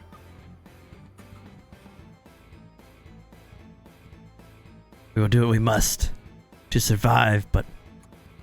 Alright, as he says that, Lucan's gonna like bash him in the back of the head with the mace. Got it. You guys see Lucan... Non-lethally or lethally? We see Lucan Gallagher and it's just like the watermelon splurt just...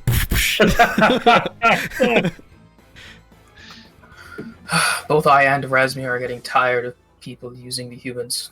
This is getting ridiculous. What do ghouls eat? They eat humans and they're made by humans. If we were to let him live and he was to take over Harlock's place, the whole kingdom, then we have to deal with them too. They're not an ally. While they're talking, Yusuke's gonna wander over here. Look at the circle. Can we quick search the two and see if they had anything on them? We were talking for like a second. Jesus. I got a loot! Ah! Loot goblins. I'm gonna bend down and I'm gonna loot the captain. Okay. So because it's so late, there is loot and there's something to do with this ritual. So next week we could pick up right when you guys see your loot, see the glaive and a couple other things, and then see how you deal with this tongue before you get closer to the heart. Because it's been almost an hour, longer than we usually go. I mean, either way, I vote Yusuke eats it. Oh. Ooh. Don't you want to talk to a god? I don't know if I play want to talk to Divinity. these I know guys. how this goes. So hey, thanks for watching. We went a little longer than we usually do, so appreciate you staying around. Thanks for all those bits and advantage points donations that really improves the group's chances of surviving fights. As seen. What? You get all these treats just delivered to you? I get bits and I get alcohol and I get eclairs. Oh no, J Awesome Games, you just missed it, man. We'll be back at it Thursday, doing some map making streams, and then we'll have another game on Saturday. And this group plays every Monday at 7 Eastern.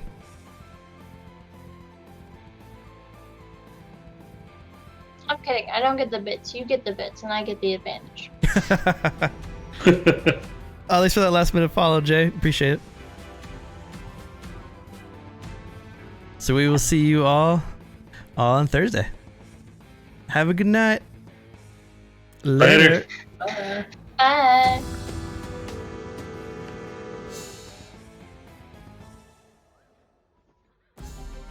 Resurrection says the revert. Nice. Thanks. Oh, jeez. If you link your Twitch to your Discord, it gives you that rank too. Somebody wants to say number one, huh? Oh, I just Nobody's got like challenging me, so. a 9 on Blanton. I can afford that shit. Lucan's gonna have to have some stern talking to Sylvia. I almost died saving you. Honestly, all I wanted to do was keep them all in one spot. They didn't group up. It's like they couldn't do what I wanted to do. I think we Also, did I so was Yeah, the well. main thing is Moonbeam is I wanted to tidal wave them so bad because I know I only swapped out a couple spells because I'm like I don't need to do That'd that been yet. sweet. I should explain a little bit better that was pretty open in the gap. Yeah, I thought it was a rock, Yeah. so I didn't think that they could see me through there. Yeah, I should explain it better. See you down. I think we did so well because like only one of us like acted crazy at the time. It was pretty good.